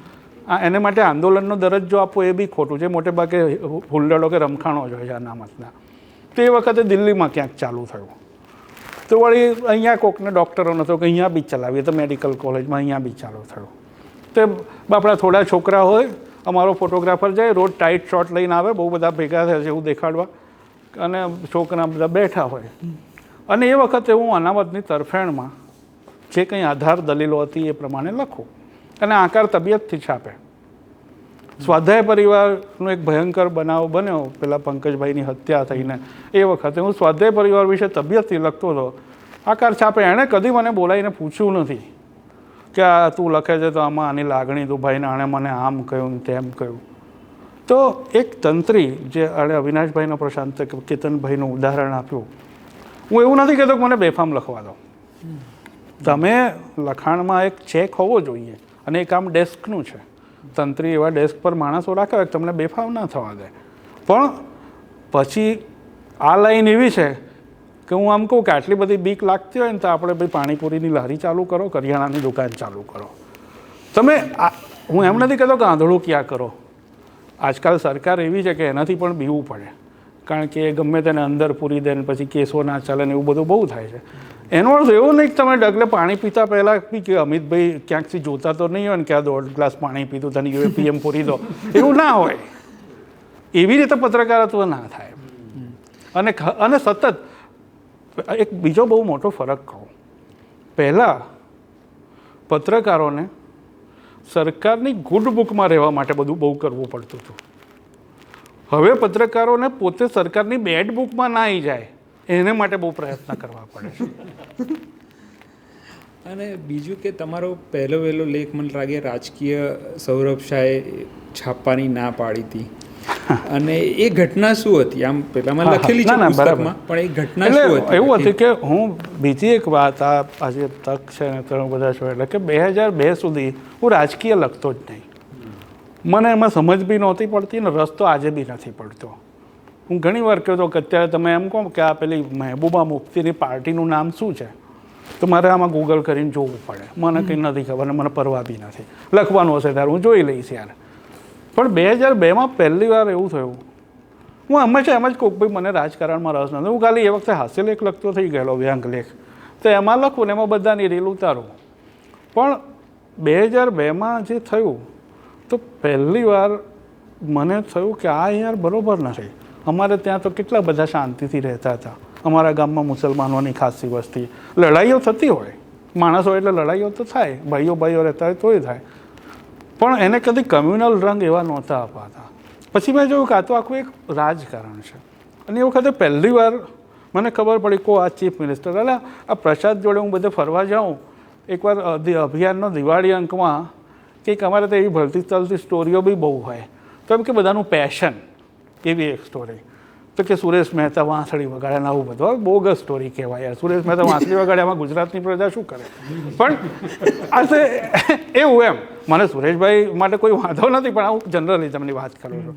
તો પ્રશાંતને મેં કીધું અલ્યા મારે આ ચીફ મિનિસ્ટરનું વાંસળી વગાડવાની છે, તું કંઈક કર. તો મને લઈ ગયો છોડે. તો આવી રીતે મને મારો રાજકારણ, મને કાંઈ કોઈ કેશુભાઈ પટેલ RSSની ચડ્ડી પહેરીને બેઠેલા એવો ફોટો છપાયો તો મેં સમકાલીનમાં મારી હાસ્યની કોલમ આવતી હતી એમાં એક લેખ લખ્યો જેનું ટાઇટલ હતું ચડ્ડી પહેન કે ફૂલ ખીલા હે. આવું બધું હું કરું પણ મને એમાં ભાજપ કોંગ્રેસમાં કંઈ પેલું લેવા દેવા નહીં. 2002માં પહેલી વાર મને થયું કે સાલું હું રાજકારણમાં રસ લઉં કે ના લઉં, રાજકારણ મારામાં રસ લે છે. અને એ મારા બારણે આવીને ઊભું રહ્યું. મારા બારણે 1 મહિનાથી કર્ફ્યુ છે. મારા નાનકડા ગામમાં કર્ફ્યુ હોય એટલે મારા માટે પર્સનલ હતો કે યાર આપણે એવું તો શું કરીએ છીએ અને એવું તો શું આમાં કરી નાખ્યું કે કર્ફ્યુ લાગે ને હિંસા થાય ને આ થાય ને તે થાય. એટલે એ વખતે હું બહુ વ્યગ્ર થયો અને ધીમે ધીમે હું સમજો કે આ આખી પરિસ્થિતિ છે એ કેવળ હિન્દુ મુસ્લિમ નથી. બાબરી મસ્જિદ વખતે મને કાંઈ લેવા દેવા નથી. બાબરી પડી ગઈ હશે મારે શું. હું એટલો બધો ઇગ્નોરન્ટ અને એટલો બધો અલિપ્ત નિર્લેપ હતો કે મને અડતું નહોતું. એ પહેલી વાર 2002માં મેં આ બધું જોયું. પછી આપણે એક સમજવા બેસીએ ને કે ભાઈ આ બધું શું છે. બીજું મને સાધારણ ઇતિહાસમાં એટલે હિસ્ટ્રી એવું નહીં પણ વાંચીને આઝાદીનો સમયગાળો ગાંધી વલ્લભભાઈ બધા બહુ રસ પડે. એટલે પાર્ટીશનનું થોડુંક આપણા મનમાં હોય. તો મેં કીધું એવું શું છે કે જે અત્યારે 2002માં એવું કેમ થયું. ત્યારે ખબર પડી કે હવે આમાં તો રાજકારણ બહુ છે. વાસ્તવિક ફરિયાદો ને બધું તો માણસના મનમાં હંમેશા રહેતું જ હોય છે. આ જીવન રહેતું હોય છે અને માણસ એ લઈને મરી પણ જતો હોય છે. પણ એને હવા આપવામાં આવે, એને મેગ્નિફાય કરવામાં આવે, એને ગ્લોરીફાય કરવામાં આવે, એને રાષ્ટ્રવાદ અને દેશભક્તિનું પેલું એ બનાવી દેવા, પ્રતીક બનાવી દેવામાં આવે, ત્યારે આ બધો લોચો છે. એટલે ત્યારે પહેલી વાર મારું લખવાનું પોલિટિકલ શરૂ થયું, જેને હું પોલિટિકલ નથી ગણતો, બધા ગણે છે. હું એને એમ ગણું છું કે હું એક દુઃખી નાગરિક અને એ ભૂમિકાએથી મેં લખવાનું શરૂ કર્યું કે ભાઈ આવું ના હોય. એટલે આપણે ત્યાં તો કેવું છે કે તમે ભાજપની કોમવાદી નીતિ કે નરેન્દ્ર મોદીના કોમવાદી રાજકારણ વિશે ટીકા કરો એટલે લોકો કહે તમે કોંગ્રેસી છો. હવે હું તો યાર બાપ જન્મારે નથી કોઈ કોંગ્રેસીને ઓળખતો, નથી કોઈ. મારે હું એટલો સદભાગી છું કે મારે કોઈ દાડો મારે MP MLA મળવાની જરૂર નથી પડી. હું રિપોર્ટર છું નહીં એટલા માટે. રિપોર્ટર હોય તો તમારા માટે અનિવાર્ય છે, પણ એ સિવાય હું છાપામાં છું. એકવાર મેં કશી કોલમ લખી ગુજરાત સમાચારમાં અને પોલિટિકલ, એમાં તો હું એટલે આ પેલું દૃષ્ટિકોણ નામની કોલમ એનાલિટિકલ લખતો કરંટ અફેર્સ પર. તો કશુંક લખ્યું, કોઈ કશુંક સ્કેન્ડલ ઓન ધીસ દેટ. તો કોઈનો ફોન આવ્યો. એ વખતે અહેમદભાઈ પટેલ જીવતા હતા. અરે યાર કે બહુ સરસ, કોંગ્રેસમાંથી કોઈનો ફોન આવ્યો કે તો બહુ સરસ છે, આ તો અહેમદભાઈને તમારે આ મોકલવું જોઈએ. એટલે મેં કીધું તમે યાર શરમાવ થોડા. મેં કીધું તમારો અહેમદભાઈ આ મારો લેખ વાંચીને જાણવાનો છે. મેં કીધું તમને ખબર, આમાં એમને ખબર જ હોય ને. મેં કીધું તમે યાર આટલા બધા પેલા ના થશો. કે ના કે તમે સરસ કરો. મેં કહ્યું સરસ શું પથરા, મેં તો એક અઠવાડિયું લખ્યું, હવે એને આગળ તમારે લઈ જવાનું છે. એટલે ગુજરાત કોંગ્રેસ તો ખેર આખી જુદી જ ઘટના છે, આપણે એમાં અત્યારે નથી પડતા. પણ મારે કોઈ જોડે પર્સનલ ઓળખાણ નથી. અર્જુનભાઈ મોઢવાડિયા એ તો જો કે નથી ને હવે કોંગ્રેસમાં. હા, એવું કંઈક વચમાં વાંચેલું ખરું. હવે તો હાલું કોણ ક્યાં છે ને એમને કદાચ યાદ નહીં રહેતું હોય. અમારે ટેબલ બનાવવું પડે. અને પેલી શેર બજારની જેમ આજની સ્થિતિ. તો મને એમ થાય કે યાર એ વખતથી પહેલી વાર, એટલે એ વખતે મેં એક લેખ લખ્યો. એ વખતે ગુજરાતી મિડ ડેમાં મારી કોલમ ચાલુ. સૌરભભાઈ શાહ અને તંત્રી. સૌરભભાઈ જોડે અમારે એક કાયમી એક લવ હેટનો સંબંધ રહ્યો. એમને ક્યારેક મારી સામે બહુ વાંધો પડે, મને બી એમની સામે વાંધો પડે, પછી પ્રેમ બી હોય, એવું બધું. સૌરભભાઈ અત્યારે છે આખું એમનું પ્રોમેક્સ વર્ઝન છે, એ વખતે જુદા હતા. એટલે એ વખતે એક જુદો અમારી ભૂમિકા હતી. એટલે અને એ વખતે મિડ ડેમાં તુષાર 2001માં એ મને એક પીસના 1000 રૂપિયા આપતા હતા અને 400 શબ્દોનો લેખ. એટલે ગુજરાતીના ધોરણે, અમદાવાદના ધોરણની તો વાત જ નથી કરતો, કારણ કે હોવું તો જોઈએ ને, પણ ધોરણ ના હોય તો શેની વાત કરીએ. પણ એ વખતે મેં આ બધું થયું ને એટલે થોડા વખતમાં મેં એક લેખ લખ્યો. એનું મથાળું હતું ગુજરાતી ન્યૂટનના અધોગતિના નિયમો. અને અમારો એક ચિત્રકાર મિત્ર હતો રાજેશ રાણા, એની જોડે મેં એક મસ્ત ચિત્ર દોરાયું. એ હાડું મને મળતું નથી. કે એક ઝાડ હતું, એની નીચે ન્યૂટનની પેલી વીક પહેલેની નરેન્દ્ર મોદી બેઠેલા અને પેલું સફરજન પડે ને એવું કશુંક ચિત્ર. એટલે જેમ લોઝ ઓફ મોશન હોય છે એમ લોઝ ઓફ ડાઉનવર્ડ મોશન એમ કરીને મેં 2-3 એવા નિયમો કાઢેલા. પછી મેં એમને લેખ મોકલ્યો. એટલે અમારે સૌરભભાઈ જોડે સીધો છે, કોઈ એક બેન ત્યાં હતી, એને કીધું. એટલે થોડા વખત પછી એ બેનનો ફોન આવ્યો કે આ બીજો લેખ મોકલો ને. મેં કીધું કે બેન છોડો ને, આ જ છે અત્યારે તો લઈ લો ને. તો અત્યારે તો મેં કીધું મારે આ જ લખવાનું છે, કારણ કે તમારી આજુબાજુ આ બધું હોય ત્યારે તમે શેરો શાયરી, ફૂલ ગુલાબી ને દુનિયા સરસ છે, સ્વિટ્ઝરલેન્ડમાં બરફ પડ્યો ને એવું બધું કેવી રીતે લખી શકો. એટલે એવી મારી દેશી સમજણ. એટલે પેલા બેનનો થોડી વાર રહીને ફરી ફોન આવ્યો. મને એમના શબ્દો યાદ છે, કારણ કે એ બેન જોડે મારે જૂનો પરિચય હતો. કે ભાઈ પાનું હજુ લીલું જ છે, બીજો લેખ મોકલી આપો, તમે એમ ના કરો એમ. મેં કીધું કે બેન હું કોલમ બંધ કરું છું, મારી જોડે લખવાનું અત્યારે આ જ છે, આ ના છાપવું હોય તો હું કોલમ બંધ કરું છું. અને એ બંધ કરીને એનું કદી, એ તો બીજું કે એમાં મને કદી એવું નથી લાગ્યું કે મેં કશું મહાન કામ કર્યું. તમને જે સમયે જે લાગે તમારા કન્વિક્શનથી, કોઈને બતાવવા માટે નહીં, કોઈની આગળ વાત કરવા માટે નહીં. આ તો અત્યારે અને પહેલાં દાખલ લખવું જોઈએ, એમાં કશું મહાન નથી હોતું. તમે તમારા કન્વિક્શન માટે, મેં તમને આગળ જ કીધું કે આ બધી વસ્તુઓની આ કિંમત હોય છે. અને તમે કેમ, હું મારી ગરજે ચૂકવું છું, મને એમાં મજા આવે છે કે ભાઈ ઓકે, જે વખતે જે કરવાનું હતું મારે તો ખાલી આટલું જ, તો મેં તો આટલું જ કર્યું, પણ એટલું કર્યું કે હું એમાં ભાઈ મારે બીજું નથી લખવાનું. બાકી 1000 રૂપિયા જતા કરવા મને બી આમ અઘરા તો લાગ્યા હતા. તો મેં કીધું કાંઈ નહીં, એ તો રૂપિયા તો આવશે હવે એમ. પછી એના પછી જે છે આરપારનો ગાળો બહુ મહત્ત્વનો રહ્યો, કારણ કે એમાં આરપાર તમારા પત્રકારતા લેખનની સફરમાં બી આરપારનો ગાળો ખાસો એવો છે અને ત્યાં વિશેષાંકો થયા. પછી તો રાજકીય લેખન ખાસું વધ્યું. તો એ આરપારના તમારો અનુભવ જે ખાલી આરપાર એ મારા માટે અમુક અંશે અભિયાનનું એક્સટેન્શન હતું અને અમુક અંશે અમે સંદેશમાં હતો અને પછી છોડ્યું ને પછી નગેન્દ્રભાઈ ને એમનો દીકરો હર્ષલ, અમે એક સિટી લાઈફ કરીને એમણે મેગેઝિન કાઢ્યું ને એમાં હું ને હર્ષલ, એટલે હર્ષલ અને હું અમે સાથે કાઢતા. એમાં બી આમ એક પ્રકારની મોકળાશ હતી. તો આરપારમાં અભિયાન અને સિટી લાઈફ એ બેનું કોમ્બિનેશન થયું. એના જે માલિક હતા મનોજભાઈ ભીમાણી, એ આખા ક્ષેત્ર માટે નવા. અમારો મિત્ર પ્રણવ અધ્યારો, મારો બહુ જૂનો સાથીદાર, એ ત્યાં સંપાદક. ત્યાં અમને બહુ જ મોકળાશ મળી. એટલે મારા મનમાં જે હોય, હું બેઝિકલી મેગેઝિન જર્નલિઝમનો માણસ, એટલે મારા મનમાં હોય કે આપણે આવો અંક કરવો જોઈએ, આવો અંક કરવો જોઈએ, આવું થઈ શકે. કર્યું ના હોય કદી, પણ મનમાં હોય કે આવું થઈ શકે. એટલે એવી રીતે ત્યાં એક વિશેષાંક કર્યો. પહેલી વાર 2002માં કેમ તેમ હોળી આવતી હતી, તો મેં કીધું કે આપણે હાસ્ય વિશેષાંક કરીએ. પણ હવે હાસ્ય વિશેષાંક કરવો બહુ સહેલો છે ને, તમે 10 હાસ્ય લેખકોને કહી દો તો મોકલી આપે લેખો. મેં કીધું આપણો હાસ્ય વિશેષાંક છે ને એમાં એકે હાસ્યલેખ નહીં હોય, હાસ્યલેખ વગરનો હાસ્ય વિશેષાંક. તો એ કેવી રીતે તમે કહ્યું આપણે કરશું. એટલે પહેલી વાર હતી, એ મનોજ ભીમાણીની ક્રેડિટ છે.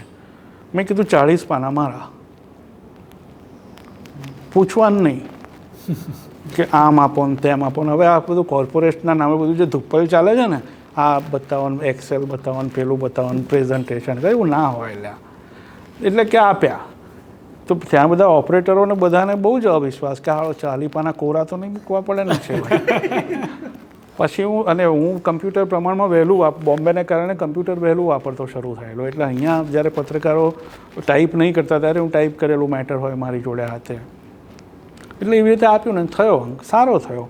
એમાં કાર્ટૂનિસ્ટો વિશે હતું, એમાં અમૂલના જે કેમ્પેન્સ એ વખતે બહુ એનો દબદબો હતો એના વિશે હતું. તો આવી બધી પછી મને ખ્યાલ છે, હું ભૂલતો ન હોઉં તો આ અંક માટે જ સલીલ દલાલ, આપણા બહુ પ્રખ્યાત ફિલ્મ કોલમિસ્ટ, એમની જોડે મેં હાસ્યલેખ લખાવ્યો હતો.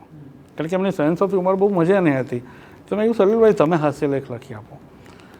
અંક થયો. પછી આપણા બહુ જાણીતા હાસ્યકાર અને મારા બહુ આદરણીય રતિલાલ બોરીસાગર, એમનો ફોન આવ્યો અને એમણે બહુ સરસ કોમ્પ્લિમેન્ટ વખાણની રીતે નહીં, પણ એમણે જે કહી એ વાત બહુ મજાની છે કે આ તમે કે આજે એક રહસ્ય બહાર પાડી દીધું.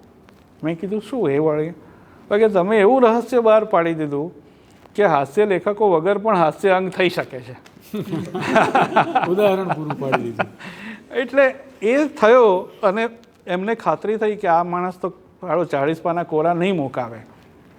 પછી અમે અવનવા અંકો કર્યા અને હું બહુ જ સ્વસ્થતાપૂર્વક કોઈને નીચા પાડવાના ઈરાદા વગર કહું છું કે એવા અંકો ગુજરાતી પત્રકારત્વમાં પ્રમાણમાં ઓછા થયા છે, ખાસ કરીને કરંટ અફેર્સના સામાયિકોમાં. એટલે સરદાર અંક, ગાંધી અંક, જૂની જાહેર ખબરોનો અંક, જ્યોતિન્દ્ર દવેનો એ તો આખી જુદી જ ઘટના છે. જ્યોતિન્દ્ર દવે ફિલ્મ મ્યુઝિકનો અંક અને સરદારનો અંક એ તો કર્યો ત્યારે એટલા બધા નિર્દોષ ભાવે કરેલો કે ભાઈ સરસ, ગાંધીનો અંક કર્યો, ભાઈ સરદારનો અંક કર્યો. પછી અંક એટલો બધો સારો થયો એવું અમને લાગ્યું, એટલે પછી એનું પુસ્તક કરવાનું નક્કી થયું. એટલે 2004માં અંક કર્યો. આજે 2024 છે. એ અંક અને એની પહેલાં મારા અમુક 1-2 લખાણો, ત્યારથી સરદાર જોડે એક કનેક્શન ચાલુ થયેલું. સરદારના કંઈ અમુક વર્ષ થયેલા 1999માં કે એવું કશુંક કંઈ હતું, ત્યારે 125મી જયંતિ કશુંક હતું. ત્યારે હું સરદારના પૌત્રને બોમ્બે મળેલો. હું ને મારી પત્ની સોનલ બે ગયા હતા. એ છે ને બહુ મળતા નહોતા પત્રકારોને. એટલે મેં કીધું ને કે મેં પહેલાં રિપોર્ટિંગ નથી કર્યું, પણ લોકોને મળીને એ બધું મને આમ ફાવતું. એનું એકમાત્ર કારણ, અત્યારે ભલે હું બોલ કરું છું, પણ બેઝિકલી હું બહુ ઉત્તમ શ્રોતા છું. અને મને એવું લાગે છે કે અત્યારના પત્રકારોમાં સરેરાશ, બધામાં નહીં પણ સરેરાશ જે મિસિંગ છે ને એ આ છે. તમે સાંભળો અને એવી રીતે સાંભળો કે પેલાને લાગે કે તમને ઉતાવળ નથી અને તમે સાંભળી રહ્યા છો, એંગેજ થઈ રહ્યા છો. એવી રીતે સાંભળવાથી એને જે વાત કરવાની મજા આવે અને તમારા મનમાં જે પ્રતિપ્રશ્નો થાય એ આખું એક જુદું સમીકરણ બનતું હોય છે. તો સરદારના પૌત્ર ગૌતમભાઈ પટેલ પત્રકારોથી દૂર જ રહેતા. ફોન પર વાત થઈ આ તે એ વાત કરવા તૈયાર થયા અને એ વખતે એમનો ઇન્ટરવ્યૂ કરેલો. અને સંદેશની પૂર્તિમાં એ વખતે મારા લેખો ભોગે જોગે પહેલાં પાને છપાતા, તો ત્યાં છપાયો બી ખરો. ત્યારથી અને પછી આરપારમાં સરદારનો અંક અને ત્યાર પછી પુસ્તક. ત્યાર પછી સરદાર જોડે સતત એવું કામ પાડવાનું થયું કે આજે 1924માં પણ હજી સરદાર નિમિત્તે કંઈ ને કંઈ એક સતત સંબંધ. હમણાં થોડા વખત પહેલાં એમના ભાષણો લખાણોનું એક સંપાદનનું એક અંગ્રેજી પુસ્તક પણ સરદારનું કર્યું. તો આરપારના આ બધા અંકો, એમાં એક બહુ જ ઇમ્પોર્ટન્ટ વાત એ થઈ કે એકદમ ઓફબીટ વિષય પર પણ વિશેષાંકો થઈ શકે છે. અને અમને પેલું એવું હતું નહીં કે આરપારની લાખો નકલો ખપી જશે. ખરેખર કોની ખપે છે એ બી સવાલ જ હોય છે, પણ એટલે કે ઠીક છે કરો એમ. અને હું એવું માનું છું કે ખચકાવાનું છે ને ખરાબ આપતી વખતે હોય. આપણે ત્યાં પત્રકારત્વમાં લોકો સારું આપતી વખતે ખચકાતા હોય. એનું એક કારણ, મને ખાનગી કારણ એવું લાગે છે કે સાલી લોકોને ટેવ પડી જશે તો આપણે ક્યાંથી લાવીશું. રોજ સારું ક્યાંથી લે? હા, આપણને એવું કે લોકોને નહીં ગમે ને લોકોને બહુ ભારે પડશે. હકીકત એ નથી હોતી. હકીકત એમને એવું થાય છે કે સાલું આ ગમશે પછી આ આપવું પડશે ને, એ આપણને આવડતું નથી. ત્યાં એવું નહોતું. એટલે અમે વર્ષમાં 3-3, 4-4 અંકો. અરે એકવાર યુદ્ધ વિશેષાંક કરેલો. એમાં આજે કેટલીક વસ્તુઓ વિગત કે ડેટા 20 વર્ષ પહેલાં અમારી જોડે એક રિસોર્સિસ મર્યાદિત હતા, પણ એવું થઈ શકે ને. એક મુખ્ય ધારાનું મેગેઝિન યુદ્ધ, બીજું એક આરપારમાં હું યુપીએમાં સોનિયા ગાંધીનું જેવું સ્થાન હતું ને એવું આરપારમાં મારું હતું કે હું અંદર નહીં પણ આમ મારું કહ્યું માને એમ બધા. તો અમે એક પોલિસી રાખી. મનમોહન કોણ? મનમોહન, પ્રણવને મનમોહન કહેવાય એવું નથી, કારણ કે એમાં મનમોહનને જરા તકલીફ પડે એમ છે. પ્રણવ, મનોજભાઈ ને હું, અમે અમારા ત્રણની એક યુતિ હતી. અમે ત્રણેય બહુ જ જુદા માણસો. પ્રણવની ને મારી સેન્સ ઓફ હ્યુમર બહુ જ કોમન. મનોજભાઈ એકદમ સ્વપ્નદ્રષ્ટા કરતાં બી સ્વપ્નદ્રષ્ટા પ્રણવ, પણ સ્વપ્નદ્રષ્ટા નહીં, એની જોડે અદ્ભુત આઈડિયા હોય, બધા અદ્ભુત આઈડિયા, આમ આઉટ ઓફ ધીસ વર્લ્ડ જેવા. પછી મનોજભાઈ એના માટે ઇન્ફ્રાસ્ટ્રક્ચર ગોઠવે. અમારા એક મિત્ર માટે એવું કહેવાય છે કે એમની જોડે તમામ સાઇઝની શીશી હોય, એટલે નાની બી હોય, મોટી બી હોય, માણસ સાઇઝની બી હોય, હેલિકોપ્ટર સાઇઝની બી હોય. તો ઘણાને ફાવટ હોય, એટલે મનોજભાઈ એ રીતે વિચારે કે આનું ક્યાં શું થઈ શકે. અને મારું કામ એ કે આમાં ખરેખર શું થઈ શકે, કારણ કે બહુ બધા હવામાં ચાલતા હોય ત્યારે એક જણ નીચે ઊભેલો જો એક મિનિટ, પણ આપણે જરાક આટલું થશે ને આટલું નહીં થાય. તો એવી રીતે ત્યાં આગળ બહુ જ મજા પડે એવું કામ થયું ને એને લીધે એક જુદો ટ્રેન્ડ ઊભો ના થયો. 3-4 હજાર કોપીમાં કંઈ ટ્રેન્ડ ઊભા ના થાય, પણ અમારું વ્યક્તિગત ઘડતર અને અમારો કોન્ફિડન્સ કે બસ આવો બીટ સબ્જેક્ટ પર 40 પાના અમે આપી શકીએ.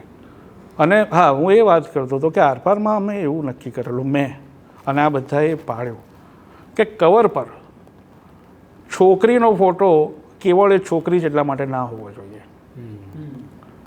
આપણે ભાઈ, હું પર્સનલ લાઈફમાં ગમે એટલો રોમેન્ટિક હોઉં, મારી 25 બહેનપણીઓ હોય, એ વાચકોનો વિષય નથી. જ્યારે તમે વાચકો આગળ એ બધી ફાંકા ફોજદારી કરો છો તો એનો અર્થ એવો છે કે 1 મિનિટ, તમારે આ પ્રોજેક્શન કેમ કરવું પડે છે, કે પ્રશ્ન છે, એ તમારો અંગત મામલો છે ને. તો આરપારમાં અમે નક્કી કર્યું કે ભાઈ છોકરી ખાતર છોકરી નહીં, દિવાળી અંકમાં પેલું હાર લઈ, પેલું આરતી લઈને, દીવડો લઈને આમ ઊભી હોય, આમ ઊભી હોય, એ કોઈ બિઝનેસ નહીં. એકવાર દિવાળી અંગમાં અમે જ્યોતિન્દ્ર દવેનો ફોટો છાપેલો, ટાઇટલ ઉપર આવી જાઓ, યંગ એમનો ફોટો. તો એકવાર મ્યુઝિકનો અંક હતો, મ્યુઝિકના અંકમાં અમે 2 ફોટા છાપ્યા. એક ફોટો આપણા બહુ જાણીતા ફોટોગ્રાફર પ્રાણલાલ પટેલ, અમદાવાદના બહુ અદ્ભુત ફોટોગ્રાફર, એમનો એક જબરદસ્ત ફોટો બ્લેક એન્ડ વ્હાઇટ હતો, અને દાદા જોડે મને બહુ બને, પ્રાણલાલ જોડે એમણે આપેલો.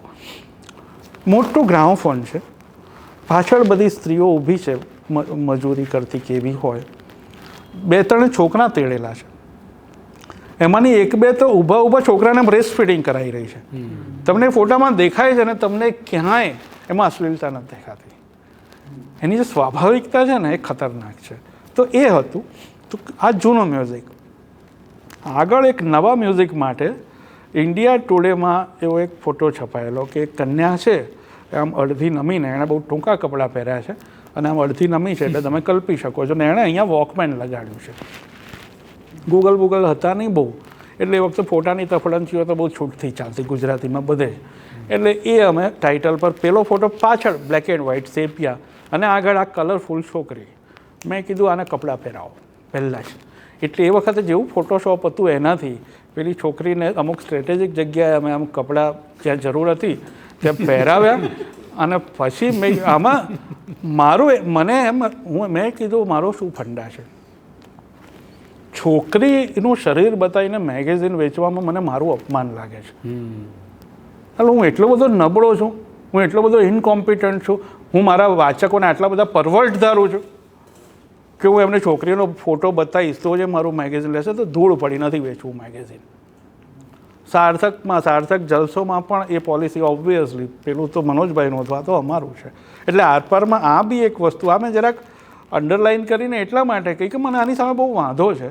અને ઘણીવાર ઘણા બધા મિત્રો આવું કરે છે ત્યારે એમનો ઈરાદો પણ નથી હોતો. મુશ્કેલી આ છે, એ એક પરંપરામાંથી બહાર નથી આવી શકતા. એટલે તમે દિવાળી અંગનું ટાઇટલ વિચારવા બેસો, તમે દિવાળી અંગનું ટાઇટલ વિચારવા બેસો એટલે તમને પહેલાં દીવડો અને છોકરી બે યાદ આવે. એટલે અમારો નિયમ એવો કે બે નહીં લેવાના. એ બે તમે બાજુ પર મૂકો ને, તમને આપોઆપ બીજા 10 આઈડિયા મળે. પણ તારા આવતા પહેલાં તુષારે મને એક સવાલ પૂછ્યો હતો કે આકરું લખતા ઉર્વિશભાઈ હ્યુમર કેવી રીતના લખવા લાગ્યા? હા, એ છે ને, એટલે એકચ્યુઅલી સેટાયર છે ને, વ્યંગ, એ મારી બહુ મૂળભૂત પ્રકૃતિ છે. અને હું લખતો ના હોત ને તો પણ એ મારામાં હોત. અને મારે એ નહીં કરવા માટે મહેનત કરવી પડે છે. એટલે આજની તારીખમાં પણ અત્યારે તો મને આમ ખૂણામાં બેસાડી દો કેમેરાની સામે કે આ તું કોઈ બી એમ આ ટ્રાયપોડ પર કે આ પંખા પર કે આ બેનર પર એક 700 શબ્દોનો લેખ લખી આપો તો 40-50 મિનિટમાં લખી આપું. અને તમારે 60-70 માર્ક આપવા પડે જો તમારી સેન્સ ઓફ હ્યુમર સારી હોય તો. એમાં હું બહુ આશ્વસ્ત છું. મને કોઈ કંઈક તમારો ફલાણો લેખ ના ગમે, ભંગાર છે, તમારે કે હશે ભાઈ. હવે કોઈ મને કહે કે આ તમારો ફલાણો હાસ્ય લેખ ના ગમ્યો તો કોઈક હશે. હવે પછી કૌંસમાં કહું કે સમજાશે કોક દાડો એમ. એમાં મને કદી, કારણ કે એ મને ખબર છે કે મારી વેઇંગ છે. પછી એમાં ક્રાફ્ટ ને બધું ઉમેરાય, પણ એ મારી એક બેઝિક વેઇંગ છે. અને એ લખવાનું શરૂ થયું એ બી બહુ રમૂજી સંજોગો છે, ટ્રેજી કોમેડીવાળા સંજોગો છે. હું ને પ્રશાંત સંદેશમાં જોડાયા, પછી મોટા પગાર અને મોટા ઉપાડે અમને લીધા તો ખરા. પછી અંગ્રેજીમાં એવો એક શબ્દ છે બાયર્સ રિમોર્સ. બાયર્સ રિમોર્સ એટલે તમે ઊંચા ભાવે કોઈ વસ્તુ ખરીદો પછી તમને વસવસો થાય કે સાલા વધારે રૂપિયા આપી દીધા.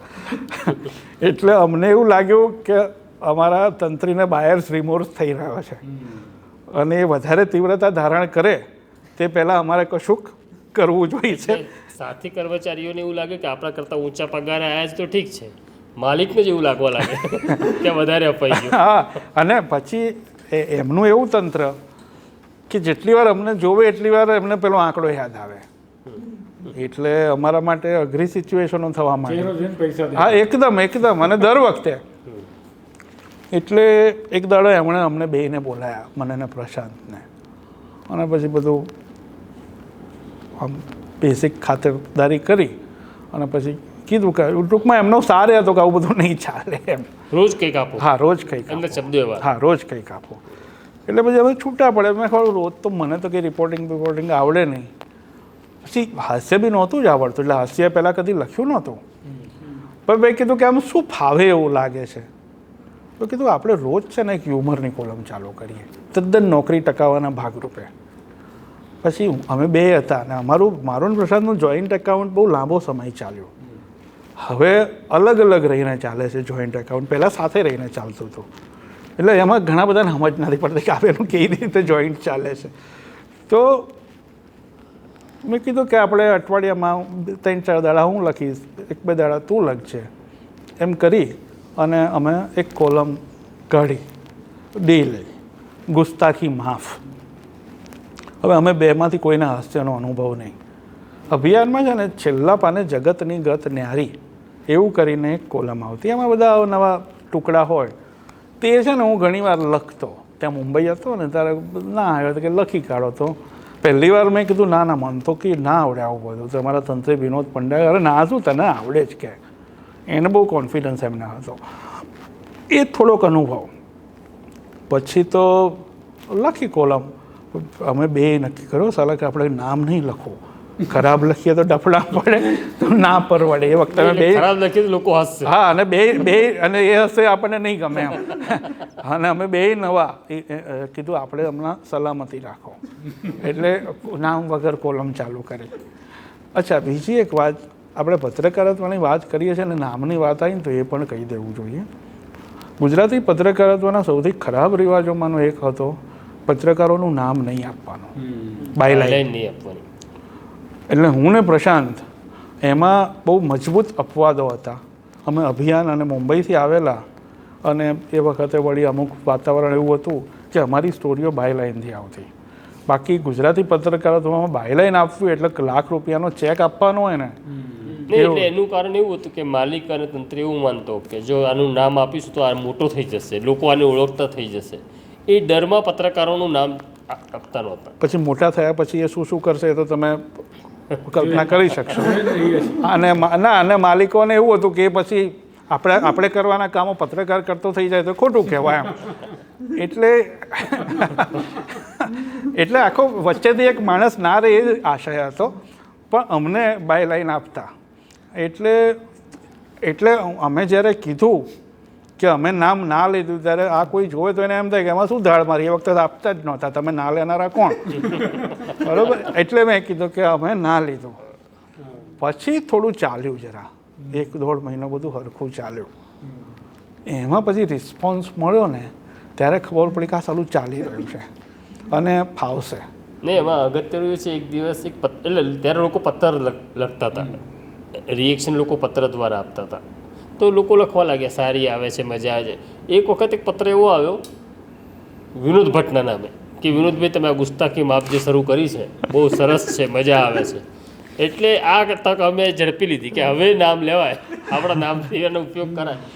પછી આપણો પ્રાણવ વધ્યારો તો એનો પરિચય આ નિમિત્તે જ થયો. એ તો બહુ આમ એટલે મજાની વાત એવી છે કે પ્રણવ પત્રકારત્વમાં આવ્યો, ઘણું બધું એને કામ કર્યું છે. પ્રણવ અધ્યારો અમારું તો આ કદાચ ઓછો સંપર્કમાં. એ તો એક રેસ્ટોરન્ટમાં બેસતો હતો એના મામાની કે એની કાકરિયામાં, અને આ કોલમ વાંચીને આવ્યો અમને મળવા, અને એવો મળવા આવ્યો કે પછી પાછો ગયો જ નહીં. પુસ્તકમાં પણ લખ્યું. હા, એટલે એ કે આ એટલે એની પછી એક સ્ટાઇલ એ બી ખેલાડી છે. એટલે ફોન પર અમને હારો લગાડવા કે આ કે હું વાંચીને કે કહું કે કોણ તારકભાઈ લખે છે, વિનોદભાઈ લખે છે, કોણ લખે? મેં ભાઈ શાંતિ રાખતો. પણ પછી અમે નામ આપવાનું શરૂ કર્યું. હવે નામ શું આપવું? ગુજરાતી કોલમોમાં હમણાં મેં 1-2 વાર જોયું, બાકી સંયુક્ત નામનો રિવાજ, એટલે નામનો જ રિવાજ ના હોય તો સંયુક્ત નામનો તો સવાલ.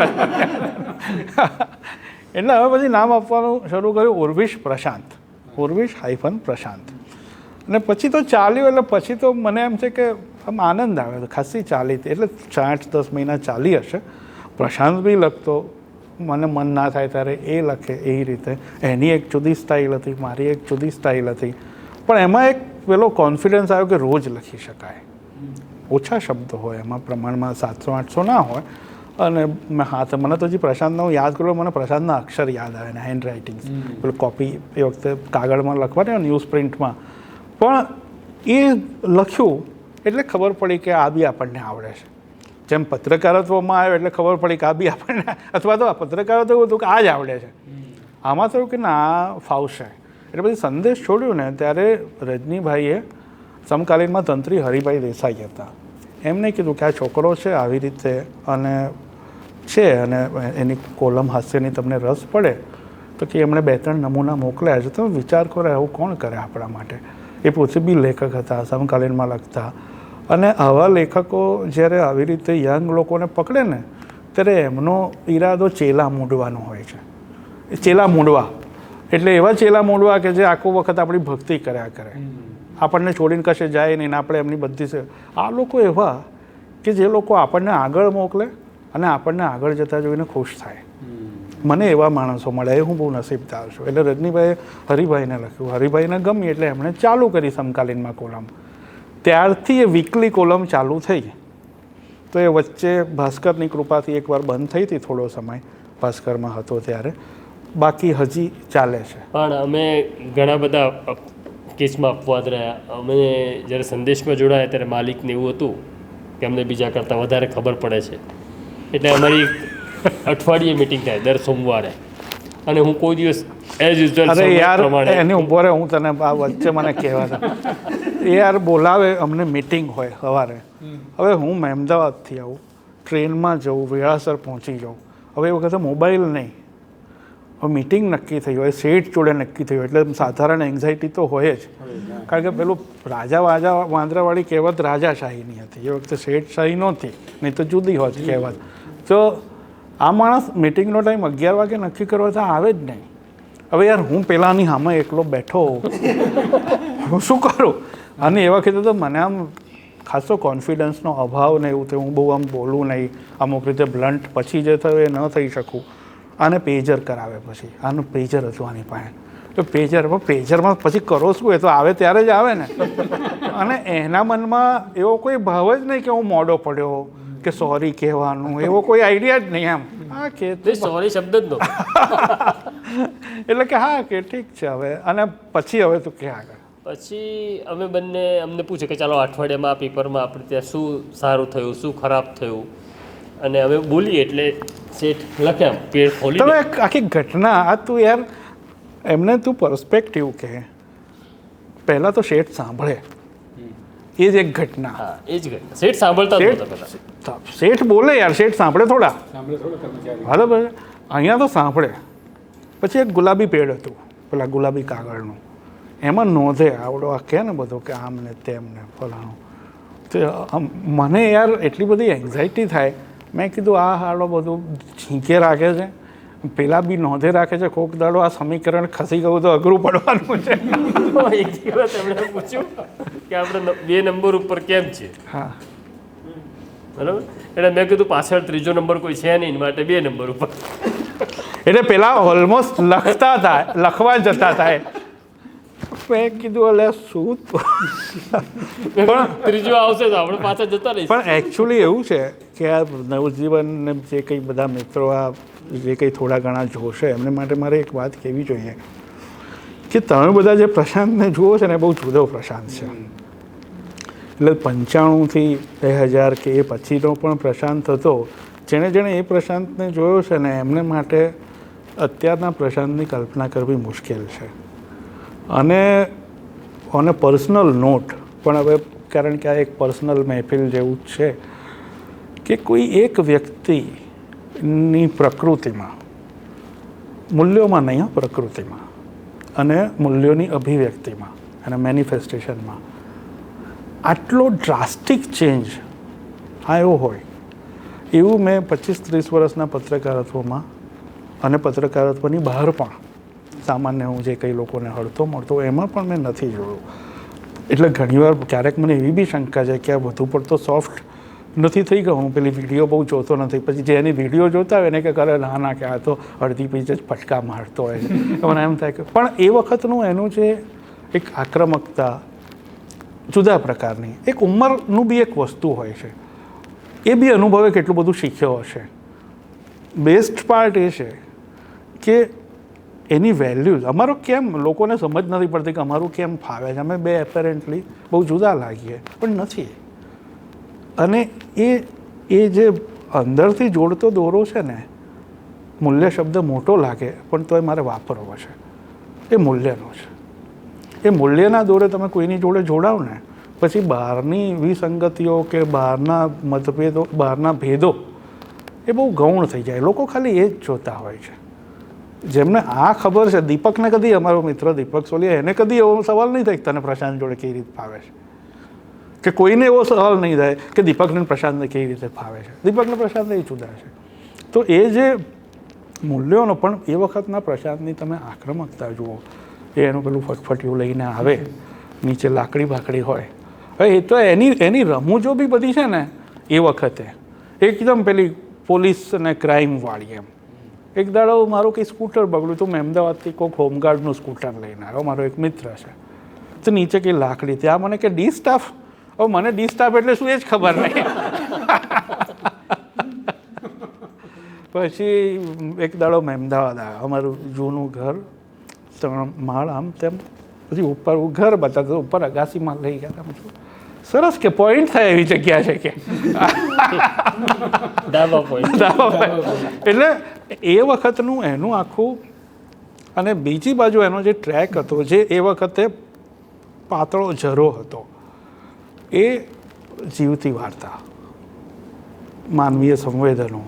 એને બ્યુટિફુલી લખતા ના આવડે પણ એની રો વાતમાં દમ એટલો બધો હોય કે સ્પર્શે.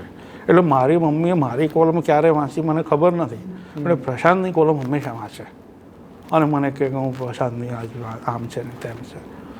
એટલે આ વસ્તુ, અને ધીમે ધીમે ધીમે એક સમજ, ઠોકરો એને બહુ ખાધી. અને ઠોકરો બધા ખાતા હોય છે, મેં ખાધી હશે. ઠોકરોમાંથી બધા ઘડાતા નથી હોતા, વિખેરાઈ જાય છે.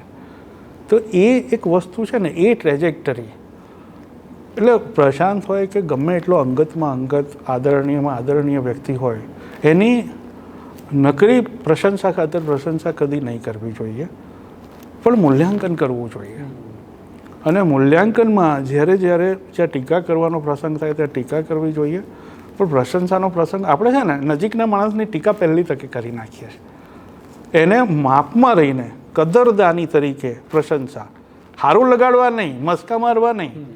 પણ યાર તમે ચેક્સનું શર્ટ પહેર્યું છે તો પહેર્યું છે ને, મારાથી એવું થોડું કહેવાશે કે તમે તો પ્લેન શર્ટ પહેર્યું છે. એટલે as a matter of fact આપણે ત્યાં આ રિવાજ નથી. હું એને 1995થી 96થી ઓળખું છું, આજે 24 એટલે જે કંઈ વર્ષ થયા. મેં કોઈની ટ્રેજેક્ટરી આટલી હદે બદલાયેલી જોઈ નથી. અને આજે પણ અશ્વિનીભાઈ તો ખેર હવે બહુ વખતથી નથી, એમના પત્ની નીતિ ભાભી, એમની જોડે આજે મસ્તી કરે. પછી પાછલા વર્ષોમાં નીતિ ભાભી આવે, અમે બધા મળીએ, નીતિ ભાભીનો પ્રશાંત માટે ખાસ ડાયલોગ શું છે, સુલેમાન સુધર ગયા. એટલે આ એક એટલા માટે મેં વચ્ચે એક પર્સનલ નોટ મૂકી કે આપણને ઘણીવાર એવું લાગે છે કે આપણે માણસોને ઓળખીએ છીએ, પણ આપણે નથી ઓળખતા. અને રાધર હું એવું કહેવાનું પસંદ કરીશ કે આપણે ઓળખવાનો પ્રયત્ન નથી કરતા. આપણે 4 વસ્તુથી રાજી થઈ જઈએ છીએ કે એક્સટિરિયર આપણને જે હોય ને એનાથી આપણે બહુ ઝડપથી રાજી થઈએ છીએ. રાજી થઈ જઈએ એ બી ઠીક છે, બહુ ઝડપથી જજમેન્ટ આપી દઈએ છીએ. પણ આ બધી વાતોની વચ્ચે હું ઉર્વિશ કોઠારી એમ યાદ કરું તો ઘણી વખત થોડુંક મજાક જેવું લાગે, કારણ કે બિરેન કોઠારી આપના ભાઈ અમને ભણાવતા, એટલે પેલું કાર્ટૂનની વાતો કરે. ત્યારે એક એમણે બહુ વાત સરસ કરી હતી કે કાર્ટૂન આર્ટિસ્ટની દ્રષ્ટિએ અમે જોતા હોય તો કોઈ પણ વ્યક્તિના ચહેરામાં કાં તો ગધેડો એટલે કે ડોંકી અથવા તો પીગ એટલે કે ભૂંડ દેખાય. એટલે ત્યારથી મેં બધાના ચહેરાને એવી રીતે ક્યારેક ક્યારેક ઓબ્ઝર્વેશન શરૂ કર્યું કે આ ભૂંડ જેવો છે કે આ ગધેડા જેવો છે. આ બધી ઘટનાઓ હું જોતો વિચારતો ત્યારે ઉર્વિશ કોઠારી લેખનની પ્રક્રિયા હું વાંચતો, એટલે મને એ ઉર્વિશ કોઠારી દેખાતા. પણ પહેલી વખત જ્યારે નરેન્દ્ર મોદી મોરને કંઈક ખવડાવતા હતા, શું ખવડાવતા હતા એમને ખબર, પણ એ જે કંઈ પણ કરતા હતા એના વિશે તમે એક વ્યંગ કરતો વિડીયો બનાવ્યો આખા દેશમાં. એ ખાલી મોરને જ ખવડાવે છે, માણસોને નથી ખવડાવતા. એટલે એ વિડીયો મેં જોયો, એટલે મને લાગ્યું કે યાર ઉર્વિશ કોઠારી યાર આવું વિડીયો ફોર્મેટમાં પણ કરે. તો ઉર્વિશ કોઠારી ડેવલપ છે, તમે લખ્યું છે ટ્વિટર વિશે પણ તમારી સફરનામામાં કે ભાઈ હું ટ્વિટર સુધી પહોંચ્યો, હવે અત્યારે જમાનો આવ્યો. પણ આ વિડીયોવાળા ફોર્મેટની અંદર ઉર્વિશ કોઠારીને કામ કરવું એ છે ને એકચ્યુઅલી, અને આખા દેશમાં છવાઈ ગયું પાછું. એટલે એ મારા માટે બહુ સુખદ. મને યાર મને એક એવું, આમ હું માનતો નથી, આ તો એક કહેવાની રીતે કહું છું, એને ગંભીરતાથી નથી માનતો. મને આમ એવું એક છે વરદાન છે ઘણો થઈ ઇન્વર્ટેડ કોમામાં, કે હું જે કરું ને એનું વળતર મને બહુ મળે છે. અને માણસો મેળવવાની બાબતમાં હું બહુ નસીબદાર છું. મને જેટલા સારા માણસો આ દુનિયામાં મળ્યા છે એટલા ભાગ્યે જ કોઈને મળ્યા હશે. અને હું કોઈ દાડો કોઈને ચાહક નથી ગણતો. મને કોઈ ચાહક તરીકે મળે ને હું એને બહુ રિસ્પેક્ટ આપું, અને એને કદી એવું ના કહું કે આ મારો ચાહક છે, પછી હું કહું કે આ મિત્ર. કારણ કે એ ક્યારે ચાહક બને, આપણી કશું કે એને કોમન સ્ટ્રાઇક થયું હોય તો જ ચાહક બને. તો હું કદી ના ઈચ્છું કે ચાહક રહે. એ બી મને 4 સવાલ પૂછે, 4 અઘરા સવાલ પૂછે, 4 મને કોર્નર કરનારા ક્વેશ્ચન કેમ ના પૂછે. તો હું એ બાબતમાં હું આમ છેલ્લા 25 વર્ષમાં મને એટલા બધા સરસ લોકો મળ્યા છે, અને મળ્યા પછી જતા નથી. 2 અપવાદોને બાદ કરતા એની આપણે વાત નથી કરવી, કારણ કે એ બધા લાંબા કારણો છે. એ સિવાય મને જે મળ્યા, અમારો પ્રેમ કદી ઘટ્યો નથી. આ મેં તમને કીધું પ્રશાંત મને 96થી મળ્યો, અમને કદી એવું નથી લાગતું કે અમારા સંબંધોમાં કદી ઓટ આવી હોય. અને આવું તો બહુ જ બધામાં. પણ મૂળ આપણે વાત કરીએ વિડીયોની. વિડીયો મારું સૌથી અણગમતું ફોર્મેટ. મેં તમને વિડીયો જર્નલિઝમ વિશે બી, વિઝ્યુઅલ જર્નલિઝમ વિશે બી કીધું કે હું એમાં I am not into it. કારણ કે મારી પેઢી માટે એવી એક તક હતી, પ્રશાંત માટે પણ હતી, કે અમે પ્રિન્ટમાંથી વિડીયોમાં જઈ શકીએ. આજ તક NDTVથી માંડી અને ખાસ કરીને પ્રશાંતને બધા જે રિપોર્ટિંગ કરતા હતા. પણ એ વખતે તો પછી એટલું બધું હોય કે તમે ઈચ્છો તો તમે પણ પ્રયત્ન કરી શકો. ગુજરાતી ચેનલમાં તો જઈ જ શકો, પણ ગુજરાતી ચેનલમાં તો એવું છે કોઈ પણ જઈ શકે, એટલે એની આપણે ચર્ચા નથી કરતા. તો આ મારા મનમાં એવું મને શણકા આવે, યુટ્યુબ ચેનલ કરીએ, પછી પોતાના બોલવા માટે અથવા મારી જોડે જે સંગીતની અમુક સામગ્રી છે તે મૂકવા માટે 1-2 વાર કરી, પછી કંઈ મને એમાં સૌથી વધારે કંટાળો છે ને એકલા એ પેલું કરવાનો, વિડીયો કરવાનો આવે. એટલે હું પછી સૌથી શોર્ટેસ્ટ કટ હોય ને, જેમાં ટેકનોલોજીની એક્સેલન્સ જરાય ના હોય, બેઝિક ફોર્મેટ હોય, કન્ટેન્ટ જ હોય, પ્યોર વેનીલા કન્ટેન્ટ, એવું કરું. પણ તો એ કંઈ બહુ સાતત્યપૂર્વક 2-3 પ્રયત્નો કર્યા થયા નહીં. એકાદ વાર એવું બી થયેલું કે આપણું મોનિટાઇઝેશન થાય વખત પહેલાં, એ વખતે યુટ્યુબની શરતો બહુ આમ પ્રમાણમાં હળવી હતી, પણ મેં જોયું કે આ મારાથી નહીં થાય, અને મને એટલી સમજ પડી કે આમાં સાતત્યપૂર્વક કરવું પડશે, તો જે રિવોલ્ટ કરે તમને. પછી લોકડાઉન આવ્યું એટલે જખ મારીને તમે ઘરમાં એક હું ને મારી પત્ની, અને બહુ અમે આનંદ કર્યો કે ચલો આવું બી કશુંક કરીએ. તો મારી એક મિત્ર છે હેતલ દેસાઈ કરીને, દીપકના પત્ની, એ ઘણી બધી બાબતોમાં મારી ગુરુ, આમ એ સોશિયલ મીડિયાના તે બધામાં હું નવું તો હેતલને પૂછું કે આવું થાય ના થાય. બીજી એક મારી બહુ જ પરમ મિત્ર નિશા પરીખ, એ મારાથી 10-12-15 વર્ષે નાની, કદાચ એથી વધારે, પણ એને આનું ડાયનેમિક્સ ખબર પડે. તો પહેલાં તો મેં કીધું આપણને આવડતું હોય કરવું હોય, એટલે પહેલાં મેં કીધું કે રોજ એક ગુજરાતી હાસ્યલેખમાંથી કશુંક વાંચવાનો. એટલે લોકડાઉનમાં પહેલાં ભૂલી ગયો 14 દિવસ કે એવું કશુંક, અને જુદું.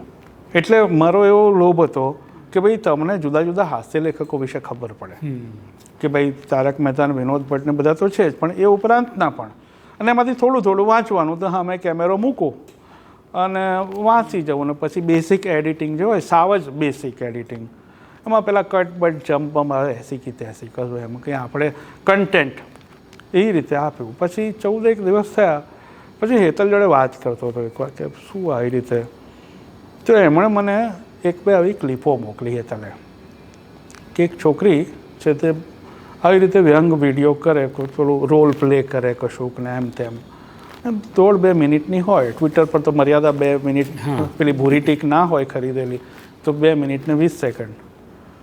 તો એ છોકરીનો જો મને છે ને હંમેશા, હું પહેલી વાર કહું છું આવી રીતે, મને સ્ટેન્ડઅપ કોમેડી જોઈને હંમેશા એવું થાય કે આ તો મને બહુ સહેલાઈથી આવડે. અચ્છા. અને હું બહુ પ્રેમથી, જો સભ્ય ઓડિયન્સ હોય તો બહુ પ્રેમથી આ કરી શકું.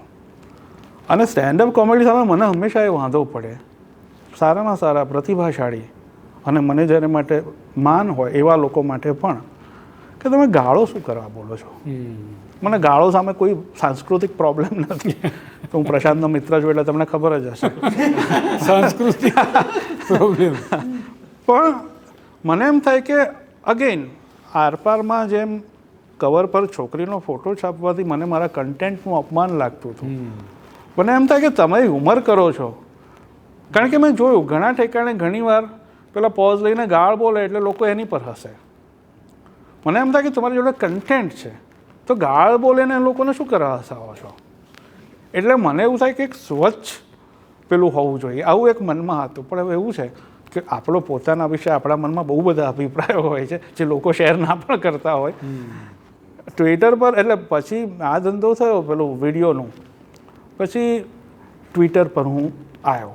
હેતલ કે તું ટ્વિટર પર આવો, આમ તેમ. ટ્વિટર પર આવ્યો દીપક, પહેલે દિવસ હું ટ્વિટર પર આવ્યો ને તો બી ગયો, અને મેં કહું આ તો સાલી બહુ હિંસક જગ્યા છે. હા, તો મેં કીધું હું તો ફેસબુક પર પૂરતા ડફણા ખાઈને આવેલો, ટ્રોલિંગ બોલિંગ આ તે બધું. મેં કહ્યું પાછું આ તો એનું એ જ થશે.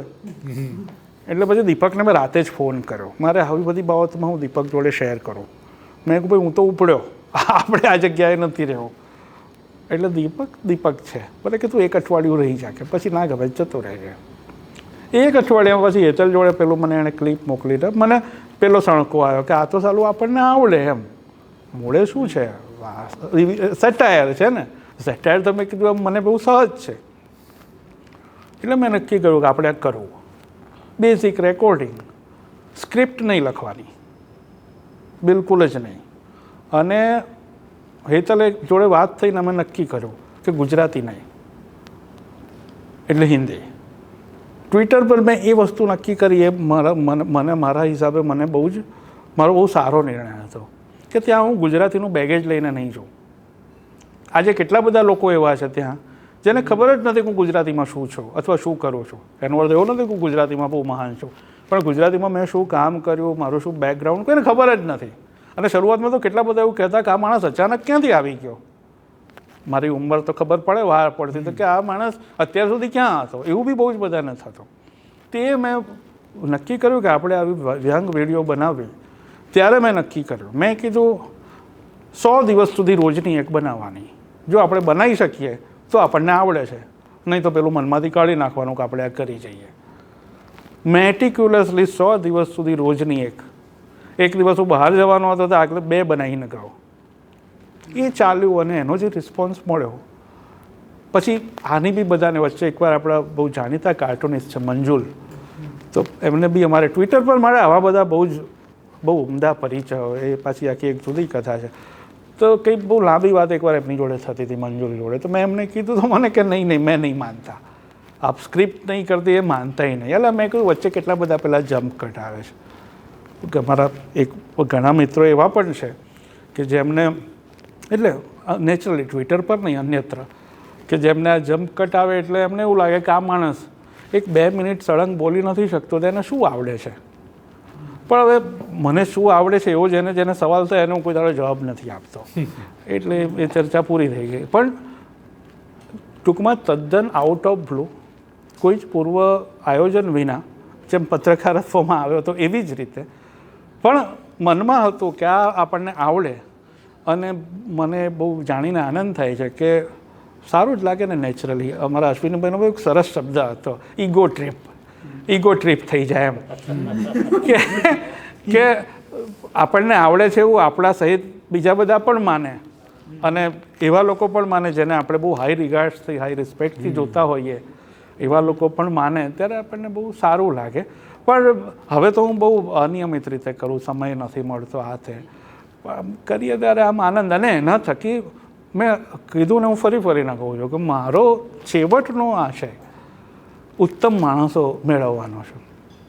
અને મને ટ્વિટર પરથી પણ મળ્યા. ટ્વિટર જેવું ટોક્સિક માધ્યમ જ્યાં પહેલા દિવસે મને એવું લાગ્યું હતું કે મારે અહીંથી જતા રહેવું જોઈએ, ત્યાં મને એટલા પ્રેમાળ મિત્રો, માણસો, સંપર્ક, પરિચય. બીજું કે હું એવો મૂર્ખો નથી કે ત્યાં મને કોઈ મળે અને હું મિત્ર ધારી લઉં. તરત કે કાર્ટૂનિસ્ટ મંજુલ જોડે મારે પરિચય છે તો હું એવું ના કહું કે મંજુલ આપણા ભાઈબંધ છે. હા, હું એમને ફોન કરું તો એ મને જવાબ આપે, મેસેજ કરું તો જવાબ આપે, એટલો પરિચય છે. સારો પરિચય છે અને સદભાવ છે. પણ એવો સદભાવ ત્યાં ટ્વિટર પર બહુ જ મળ્યો છે. પણ એક ટ્રોલિંગ વિશે પણ મારે પૂછવું હતું. ઘણી વખત તમે ટ્રોલ થતા હું જોઉં છું. કોઈ પેઇન્ટિંગથી કરે, કોઈ કાર્ટૂનથી કરે, અથવા તો કોઈ લખીને બધી જ પ્રકારના શબ્દો લખીને તમને નવાજતા હોય છે. તો આ ટ્રોલિંગને કેવી રીતે હેન્ડલ કરવો છો તમે? પહેલાં છે ને હું ફેસબુક પર એવું બહુ મોડો આવેલો. મને એમ થાય કે આ બધામાં શું આવવાનું. પછી એક મારો રોશન રાવલ કરીને એક મિત્ર અત્યારે તો કેનેડા છે, એ આવી રીતે મને લઈ આવ્યો ફેસબુક. મને કે યાર ના ગમે તો જતા રહેજો પાછા, કે એવું કે જેલમાં તો પૂરવાના નથી. એટલે હું આવ્યો. એનું ડાયનેમિક સમજતા મને બહુ વાર લાગી. એટલે પહેલાં હું બહુ જ એન્ગેજ થતો બધા જોડે. મને એવું થાય કે તમને મારી વાત સામે વાંધો છે તો હું તમને મારો પોઈન્ટ ઓફ વ્યૂ સમજાવવાનો પ્રયત્ન કરી લઉં. તમે કોઈ વસ્તુ વિશે ગેરસમજ ધરાવો છો તો હું તમને સમજાવવાનો પ્રયત્ન કરી જોઉં. બીજું કે મારામાં બી એક એવી તો આક્રમકતા છે જ કે તમે મને આક્રમકતાથી કશુંક લખો તો એનો બહુ જ વધારે સારી આક્રમકતાથી જવાબ આપી શકો. અને લખતા મને આમ સામાન્ય રીતે વધારે આવડે છે બીજા કરતાં. એટલે કોઈ નીચે ગમે તે લખી જાય તો હું બહુ સારી રીતે મેં એક વસ્તુ નક્કી કરેલી કે મારે મારી સભ્યતા નહીં છોડવાની. કોઈની પર ગુસ્સે ભરાવું તો પણ મારે એને ગાળ દેવી હોય તો પણ મારે મારી સભ્યતા નહીં ચૂકવાની, કારણ કે આ પબ્લિક પ્લેટફોર્મ છે. હવે આપણી પ્રજાને તો ગાળોમાં બી આનંદ આવે, લોકો ગાળોમાં બી મૌલિકતાના સંશોધનો કરે. મેં પહેલાંથી નક્કી કરેલું કે આપણે ભાઈ એન્ગેજ થવું અને એના જે કોન્સિક્વન્સીસ હોય વેઠવા. એના લીધે બહુ લડાઈઓ થઈ, ટ્રોલિંગ બી થયા, લડાઈઓ બી બહુ થઈ. પછી બહુ જ લાંબા ગાળા પછી મેં નક્કી કર્યું કે હવે ધીસ ઇઝ નોટ વર્થ. હવે સમજાવવાની ભૂમિકા નથી રહી. જે જ્યાં છે ત્યાં જ રહેવાના છે ને નક્કી કરીને બેઠા છે કે મારે નથી સમજવું. તો હવે એ આખી વાત નથી રહી. એટલે છેલ્લા ઘણા વખતથી મેં આમ એવી પોલિસી રાખી છે કે ભાઈ એન્ગેજ જ નહીં થવાનું. બહાર મારા વિશે કોઈ પોતાની વોલ પર કે બીજાની કમેન્ટમાં ગમે તે લખે એની જોડે બી કશું નહીં કરવાનું. મારી પર આવીને લખે તો હા, હું બ્લોક બહુ પ્રેમથી કરું છું. પહેલાં હું બધી લડાઈઓ કરતો અને પછી ચેતવણી આપતો કે ભાઈ ધ્યાન રાખો, પછી બીજી ત્રીજી ચેતવણી, પછી હું કહું કે ભાઈ હવે હું બ્લોક કરીશ. હવે કોઈ બહુ માથાકૂટ કરે તો ભાઈ બ્લોક કરી દેવાનું. હવે એમાં મને કોઈ અસહિષ્ણું કરે તો હા ભાઈ એ મારો મનની મારી મુશ્કેલી એક છે કે મારી બે ખાસિયત છે. એક, હું વાંચું તો જવાબ આપ્યા વગર રહી નથી શકતો, કારણ કે મને વધારે સારો જવાબ આપતા આવડે છે. બીજું, હું ઈચ્છું ને ના વાંચી શકું, એ બહુ અદ્ભુત કળા છે. તમે મને બહુ ગાળો દીધી તો મેં વાંચી જ નહીં, ત્યારે તમારું તો નિષ્ફળ ગયું. એટલે એ બે. પણ છેલ્લાને ટ્વિટર પર તો પહેલેથી પોલિસી રાખી છે કે આવું કોઈ પણ ખટપટ કરતું હોય ને એની જોડે એન્ગેજ જ નહીં થવાનું. એટલે મનની શાંતિ બહુ રહે છે. પણ ટ્રોલિંગ ડિસ્ટર્બ તો કરે છે હ્યુમન લેવલ પર, એટલે જ હું બ્લોક કરું છું કે ભાઈ હું કંઈ ફેસબુક પર ગાળો ખાવા નથી આવ્યો, હું માણસ છું, સંત નથી. એનો અર્થ એવો નહીં કે તમારી બધી ગાળો મને વાગે છે, પણ મને એમ થાય કે ભાઈ આ બધો કચરો ખાધો મારે શું કરવા ઉડવો જોઈએ, છોડો ને, હટાવો, ચાલ ભાઈ બ્લોક. પણ એમાં પેલું છેલ્લા વર્ષોમાં સ્ટ્રેટેજી એ રહી છે કે એન્ગેજ ન થવું. એટલે ઘણી વાર કમેન્ટો હું નીચે વાંચતો જ નથી હોતો. બસ હવે ખાલી છેલ્લો સવાલ મારા તરફથી કે તમારો ઈશ્વર પ્રત્યેનો જે ખ્યાલ છે એ જરા થોડું તમે ડિફાઇન કરીને કહો તો. મારો શરૂઆતમાં, હવે આવું જાહેર માધ્યમમાં કહેવું જોઈએ કે નહીં ખબર નથી, પણ હવે કોઈ પણ જાતના આઈડેન્ટિટીના કે ઓળખના ભાવ વગર અને કેવળ આ સવાલના જવાબ તરીકે હું કહું કે હું એકદમ પ્રોપર અને બ્રહ્મ સંબંધ લીધેલો વૈષ્ણવ છું. બરાબર છે.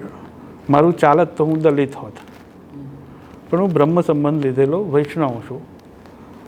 નાનપણમાં આ બધું ધર્મવાળું જે કરાવવાનું હોય ને નાનપણમાં કરાવી દેવું. છોકરા સમજના ના હોય ત્યારે કરી નાખે બધું. એટલે મારે બી એવું થતું. સેવા કરતો હતો હું ભગવાનની. ઘરમાં જે પેલો એક સંસ્કાર હોય, એટલે મારા મમ્મી ના હોય તો મારા મમ્મીની અવેજીમાં મોટી સેવા કરતો. બાકી નાની એક સેવા હતી એ પણ કરતો. તુલસીની કંઠી વાગતી હતી એટલે નહોતો પહેરતો, બાકી બ્રહ્મ સંબંધ લો પછી તુલસીની કંઠી પહેરવી પડે, પણ એવું નહોતો પડતો. મારા ઘરમાં જરાય રિજિડિટી નહીં. મારા મમ્મી અદ્ભુત હતા. પપ્પાએ બહુ જ લિબરલ આ બાબતમાં. લિબરલ એટલે અત્યારના અર્થમાં નહીં, કશું ઇમ્પોઝ નહીં કરવાનું એમ. એટલે મમ્મી એવા ધાર્મિક કે હું એવો ધાર્મિક બનવાનું પસંદ કરું. એ હવેલી મંદિર જતા હતા, એ ભગવાનની પૂજા પાઠ પેલું કરતા હોય સેવા, અને હું નુસરત ફતેહ અલી ખાનની કવ્વાલી વગાડતો હોઉં તો એ મને કહે નહીં તું ધીમેથી વગાડ, અને એટલે હું ધીમેથી વગાડું. આ જે બ્યુટી છે ને ધર્મ,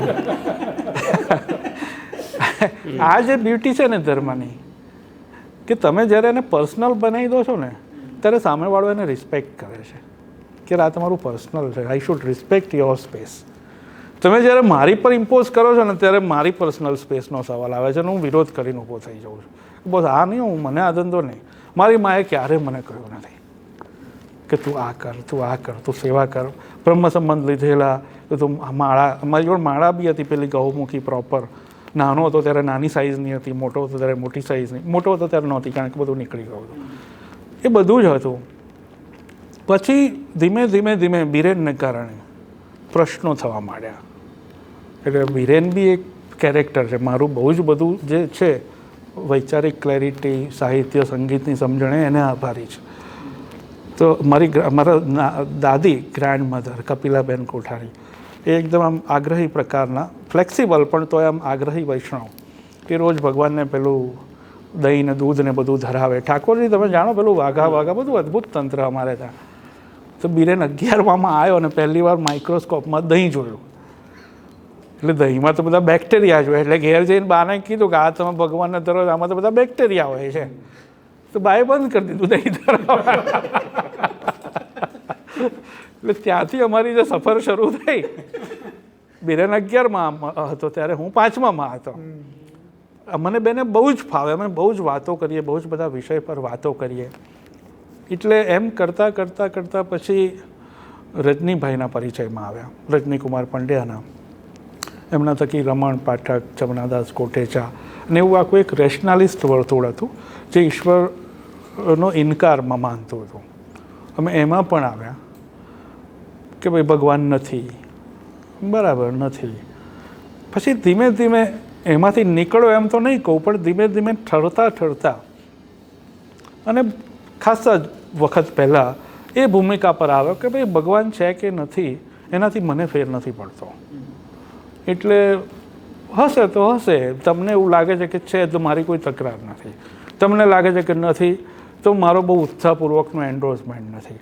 એ તમારો વિષય છે અને એ જાહેર ચર્ચાનો કે કોઈને લેબલ કરવાનો મુદ્દો નહીં બનવો જોઈએ. ભગવાન મારા માટે મુદ્દો એ છે જે બહુ જ મેટર કરે છે તે કે તમે ભગવાનમાં માનો કે ના માનો, તમે માણસ તરીકે કેવા છો. મારી કસોટીનો માપદંડ કે કસોટીનો પથ્થર એ છે. અને એ એટલે અત્યારે મને અત્યારે હું કોઈ મંદિરમાં નથી જતો, કોઈ ધર્મસ્થાનમાં નથી જતો. કોઈ કહે કે ચલ ને જરા, તો ચલ ને ભાઈ. એટલે રેશનાલિઝમમાં બી એવું નથી કે હું મંદિરે જાઉં તો મારું, હું રેશનાલિસ્ટ એ અર્થમાં નથી, કારણ કે એમાં બી પેલી આત્યંતિકતા આવી જાય છે કેટલીક વાર. ભાઈ હું આવી રીતે માનું, પણ મારું જે માન્યતા છે એ એટલી બધી અંદર સ્થાપિત છે કે હું મંદિરમાં જાઉં કે પ્રસાદ ખાઉં કે આ ખાઉં તે ખાઉં તો કે ભ્રષ્ટ ના થઈ જાય. એટલે મને ધર્મના નામે અને બધા જ ધર્મોના નામે જે ચાલે છે એ બધા એના સામે બહુ વાંધો છે. મને બધા જ ધર્મના ગોરખધંધા વિશે ખબર છે, મને બધા જ ધર્મો સામે એક સરખો વાંધો છે, પણ હું હિન્દુ છું ધર્મે અને જન્મે. એટલે મારી ફરજ હિન્દુ ધર્મના અનિષ્ટો વિશે સૌથી વધારે વાત કરવાની છે.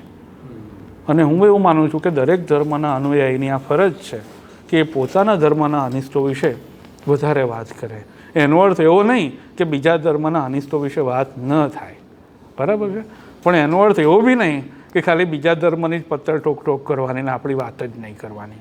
એટલે આસારામ જેવા બળાત્કારીને તમે હિન્દુ તરીકે બચાવ કરો ત્યારે તમારા જેટલો હિન્દુ દ્રોહી આ દુનિયામાં બીજો કોઈ નથી. એટલે મારી એ સમજણ ધીમે ધીમે બહુ સ્પષ્ટ થઈ કે ભાઈ કોઈ હિન્દુ છે કે નહીં, મુસલમાન છે કે નહીં. ઘણા બધાને એવું હોય છે કે ભાઈ મુસલમાનો એકંદરે ધર્મચુસ્ત કે ધર્મજનોની વધારે હોય છે. એ વાતમાં તથ્ય પણ છે, પણ એમાં એ લેયર્ડ વસ્તુ છે, એમાં એકને એક બે નથી થતા. હિન્દુ ધર્મમાં સમાજ સુધારાના જેટલા લોકો આવ્યા, જેટલા આંદોલનો થયા, એ પછી બી સુધર્યું નથી, આખી બીજા નંબરની વાત છે, પણ થયા છે. ઇસ્લામમાં એવા બહુ ઓછા છે. ખ્રિસ્તી ધર્મનો ઇતિહાસ બી તમે જુઓ તો એટલો બધો લોહિયાળ છે. અને એમાં ધર્મસત્તાનો જે આતંક છે, રાજસત્તા અને ધર્મસત્તા અલગ થયા રેનેસાં યુગમાં, એ પહેલાંનો જે આતંક છે એ ભયંકર છે. એનો અર્થ એવો નથી કે હિન્દુ ધર્મ ગ્રેટ છે, પણ હિન્દુ ધર્મમાં જે લોકો અભ્યાસી છે, હું ઊંડો અભ્યાસી નથી, પણ અમારા મિત્રો છે એ લોકો કહે છે કે ભાઈ અમુક પ્રકારનું અભ્યાસ જ્ઞાન એ બધું બરાબર છે. એમાં પછી પેલું આવી જાય કે આપણો સૌથી મહાન, કોઈ ધર્મ સૌથી મહાન નહીં યાર. મેં અત્યારે આ શર્ટ પહેર્યો ને એટલે આજે આ શર્ટ સૌથી સારો, કારણ કે મારું શરીર એને ઢાંક્યું છે. તમારો શર્ટ તમારી જગ્યાએ સારો, એ તમારો તમારી જગ્યાએ. જે દિવસે આ ધર્મ પર્સનલ સ્પેસ છે, એમાં સુપ્રીમસી ના હોય. મારી રોટલી સારી, તમારી રોટલી સારી, એવું કોઈ દાડો કોઈ ચર્ચા કરે છે? આ એ લેવલની વાત છે ને. એને પર્સનલ અને ધર્મની પ્રકૃતિ અનફોર્ચ્યુનેટલી સંસ્થાગત બનવાની છે. એટલે એ વ્યક્તિગત નથી રહેતો, કારણ કે સ્થાપિત સંસ્થામાં છે. એટલે મને ધર્મમાં, હું એવું નહીં કહું કે ધર્મમાં નહીં માનતા, હું સ્થાપિત ધર્મમાં નથી માનતો, પણ માનવ ધર્મમાં માનું છું. એટલે હું એવું કહીશ કે હું ધર્મના રવાડે નહીં ચડેલો માણસ છું. જેને ઈશ્વર છે કે નથી એનાથી કોઈ ફેર નથી પડતો. જે માનતા હોય ભલે માને, ના માનતા હોય એના વિશે ઝઘડો થાય ત્યારે મને ફેર પડે છે. અને હું કહું કે આ ધંધો રહેવા દો, ઈશ્વરના નામે લડવાનું કે એકબીજા ઉપર ફોર્સ કરવાનું રહેવા દો. પછી બીજા બહુ જ બધા પેટા મુદ્દા છે, પણ વ્યક્તિગત માન્યતા આટલી છે. ઉર્વિશ, એક છેલ્લો સવાલ છે. બધાને શહેરમાં રહેવું ગમે છે, પણ ઉર્વિશને જેમ અમદાવાદ જ ગમે છે ને રોજ સવાર સાંજે જ ટ્રેનની મુસાફરી કરે છે, એનું શું કારણ છે? મહેમદાવાદ અદ્ભુત જગા છે આમ તો. એટલે મહેમદાવાદ તો અદ્ભુત જગા છે. મારું ઘર બહુ સરસ છે, મારા ઘરની સ્પેસ છે જે, અને મારો પરિવાર અને બધું એટલું આમ. મને એક તો એ છે કે વ્યક્તિગત રીતે મને કદી શહેરી જીવનનું આકર્ષણ નહોતું કે આપણે રાત્રે 12 વાગે પિઝા ખાવા જઈએ ને ક્લબમાં મેમ્બર બનીએ ને એવું બી નથી કે શહેર ખરાબ છે ને ગામ સારું છે. બેયના મર્યાદા છે, બેયની ખૂબીઓ છે. પણ મારી પસંદગી હંમેશા નાના પ્લેસની રહી કે ત્યાં તમે શાંતિથી જીવી શકો. પણ આમાં બહુ મોટી ક્રેડિટ મારી પત્નીની છે. મારી પત્ની એક ઈચ્છું હોત તો એ મારી પાછળ પડી ગઈ હોત કે આપણે શહેરમાં જ રહેવું છે. અને એ મને ઘણીવાર યાદ કરાવે કે અમે તો 2 વાર જોયું ને પછી લગ્ન કરી લીધા હતા આપણે એ જમાનાની પરંપરા પ્રમાણે. અને એમાં મને કદી રિગ્રેટ થાય એવું મારી પત્નીએ કર્યું નથી કદી. પણ તો અમે મળ્યા તો એણે મને પૂછ્યું હતું. મારી પત્ની ડાકોરની છે એટલે એકદમ હું ઘણીવાર કહું છું કે રણછોડરાયજી તો મારા સાસરા પક્ષે થાય એમ. એટલે એવી રીતે ઈશ્વર જોડે આપણો સીધો ખાનદાની સંબંધ છે. તો એ કે પહેલી જ અમારી મુલાકાતમાં કે ભવિષ્યમાં અમદાવાદ રહેવા જવાનું એમ મારી પત્નીએ મને પૂછ્યું. એટલે એ વખતે બી મેં એને કહ્યું હતું કે હું કંઈ જ્યોતિષનો ધંધો નથી કરતો એટલે આ સવાલનો જવાબ નહીં આપી શકો. ભવિષ્યમાં શું થવાનું એટલે કેવી રીતે ખબર પડે. પણ to full credit to her કે એણે કદી મને એકવાર એવું નથી કહ્યું કે આપણે આ બધું છોડીને અમદાવાદ જઈએ, મારે આ કરવું છે, મારે પેલું કરવું છે. એક વાત તમને કહું, આ બધી આગળ આપણે જે વાત કરીને પત્નીનો સપોર્ટ ના હોય અને પરિવારનો સપોર્ટ ના હોય, બેન એનું કામીની બધા છોકરા કે મારા મમ્મી હતા કે એ લોકોનો સપોર્ટ ના હોય ને તો આ બધું બહુ અઘરું બની જાય છે. તમારી બહુ જ બધી શક્તિ છે ને એ મોરચે જતી રહેશે. હું એ બાબતે બહુ સુખી રહ્યો કે મારે એ મોરચો કદી ખુલ્યો જ નહીં. મારે બધું જ ધ્યાન, બધી જ શક્તિ મને ગમતા કામમાં આપવાની. એટલે એવી રીતે મને કદી, અને અમદાવાદમાં ઘર, એક સ્પેસ, જૂના વખતનું મારા પરદાદાનું ઘર હતું એટલે બહુ સરસ સ્પેસ હતી. મારા પુસ્તકો બહુ આરામથી રહે. અમે હંમેશા એવું કહેતા પહેલાં કે ભાઈ જ્યારે પત્રકારત્વમાં નહોતો ને બધા મુંબઈને એમ જતા કે ભાઈ જે ગામમાં પોસ્ટ ઓફિસ છે અને જે ગામમાં રેલવે સ્ટેશન છે તમે એનાથી વધારે શું માગો ઓપોર્ચ્યુનિટી. અને મને હંમેશા એવું લાગ્યું છે કે મેં અમદાવાદમાં, અને હવે તો એવું છે તમે જાણો છો કે તમે અમદાવાદમાં એક સ્થળેથી બીજે સ્થળે જાઓ એટલી જ વારમાં તમે અમદાવાદથી અમદાવાદ પહોંચી શકો. રસ્તા, ટ્રેનો બધું, એટલે હવે તો કોઈ સવાલ જ નથી. પણ ઉર્વિશ, આજે તારી રોજ એક કલાક એટલે 2 કલાકની જે સફર છે ટ્રેનની, આ ટ્રેનની 2 કલાકની સફરનો તે ખૂબ ઉપયોગ કર્યો લખવા વાંચવામાં. 100%. એટલે મને શું એવું થયું એવું આ 2 કલાકમાં? મને એવું લાગે છે કે હું ભવિષ્યમાં મારી એકાદ ચોપડી વેસ્ટર્ન રેલવેને અર્પણ કરીશ. અને આ ગમ્મત નથી કરતો, ટ્રેને મને એટલું બધું આપ્યું છે અને મેં ટ્રેન જોડેથી એટલું બધું લીધું છે. એટલે ખાસ કરીને પત્રકારત્વમાં આવ્યા પછી અપડાઉન કરતો થયો તો લખવા વાંચવાનું બધું, એટલે કોઈ મેગેઝિન, એક સમયે મારી પાસે 7-8 મેગેઝિનો આવેલા, બંધાવેલા બધા. ન્યૂઝવીક આવતું હતું કે સાયન્ટિફિક અમેરિકન માસિક આવતું કે તહેલકા અઠવાડિક આવતું, આઉટલુક તો ખરું જ ખરું. આ બધા મેગેઝિનો મેં કોઈ દિવસ ઘેર વાંચ્યા જ નથી. ઘેર મેગેઝિન વાંચવાનો કેવો સમય જ ન હોય. આ બધા મેં ટ્રેનમાં જ વાંચ્યા છે. ટ્રેનમાં વાંચું, અંડરલાઈનો કરું, બેસવાનું. ફર્સ્ટ ક્લાસનો પાસ કઢાવતો હોય તો ઘણીવાર બેસવાની જગ્યા ન મળે, ઊભા વાંચી તો શકાય, અંડરલાઈનો કરીએ. પછી લેપટોપ થયું તો લખવાનું, કેટલું બધું લખવાનું મેં ટ્રેનમાં કર્યું છે. ઓહો, અઢળક ટ્રેનમાં. મને બહુ જ ગમે. અને લેપટોપ આવ્યો પહેલાં હાથથી પણ હું ટ્રેનમાં લખતો. અને સાવ પહેલાં પત્રકારત્વમાં નહોતો ત્યારે એક બહુ જ ઇન્ટરેસ્ટિંગ કામ છે, આમાં મારે કહેવું જોઈતું હતું. પત્રકારત્વના અજાણતા જે ઘડતર થાય તમારું, રજનીભાઈ બધાના ઇન્ટરવ્યૂ લે એમના લેખો માટે, તો કેસેટમાં ઓડિયો લે, પછી એની ટ્રાન્સક્રિપ્શન કરવાનું હોય. તો એકવાર એમણે મને પૂછ્યું કે તું કરીશ? મેં કીધું જોઈએ હવે આવડશે કે નહીં. હું બહુ 17, 18, 19 વર્ષનો હોઈશ. એટલે પછી પહેલું કેસેટ તો એટલી બધી ફ્રસ્ટ્રેટિંગ હોય, તમે ટ્રાન્સક્રિપ્શન હાથથી કરવાનું, રિવર્સ ફોરવર્ડ. પણ પછી 2-4 કર્યા પછી એમાં હાથ બેસી ગયો અને પછી એટલા બધા 200, 250, 300 કેસેટોના મેં ટ્રાન્સક્રિપ્શન કર્યા હશે. એમાંના બી કેટલા બધા મેં ટ્રેનમાં કર્યા હતા. એ વખતે થોડોક એવો સંજોગ હતો ત્યારે.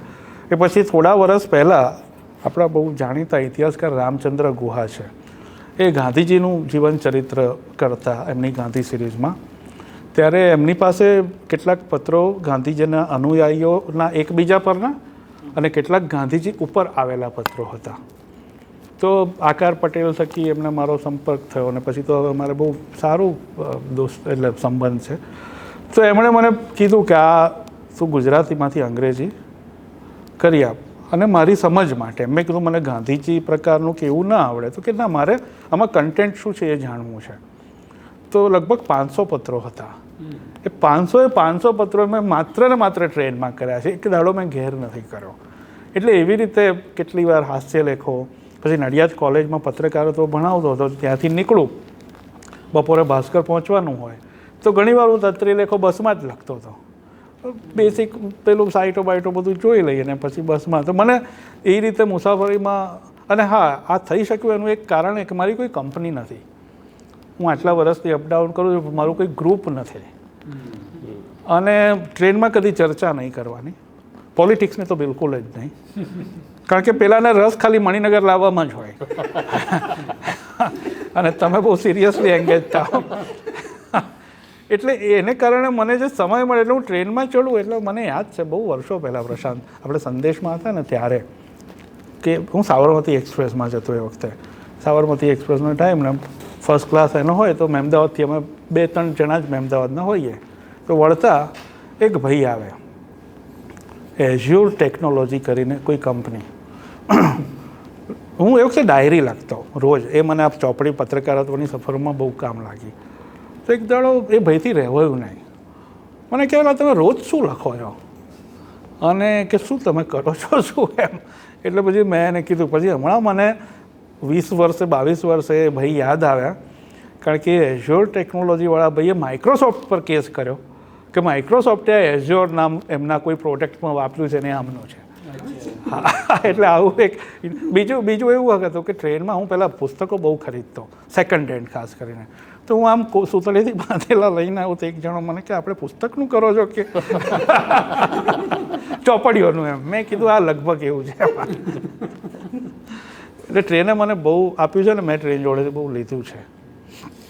તો બસ અત્યારે આપણે સમયના કારણે અહીંયા અટકીએ છીએ. અને આ હતા અમારા ઉર્વિશ કોઠારી. અમને તો ઉર્વિશ ગમે છે, ઉર્વિશ વાંચવું પણ ગમે છે, ઉર્વિશ સાથે વાત કરવી પણ ગમે છે, ઉર્વિશ સાથે જીવવું પણ ગમે છે. તમને અમારો ઉર્વિશ કેવો લાગ્યો એ જરૂર કોમેન્ટ બોક્સમાં લખજો. આ જ પ્રકારના મિત્રો ને તમે મળતા રહેશો ઇન્ટ્રોગેશન સેન્ટરમાં. તો અત્યારે મને, મારા સાથીઓને અને ઉર્વિશ કોઠારીને રજા આપો. નમસ્કાર. નમસ્કાર. વૈષ્ણવજન તો તેને કહીએ જે પીડ પરાઈ.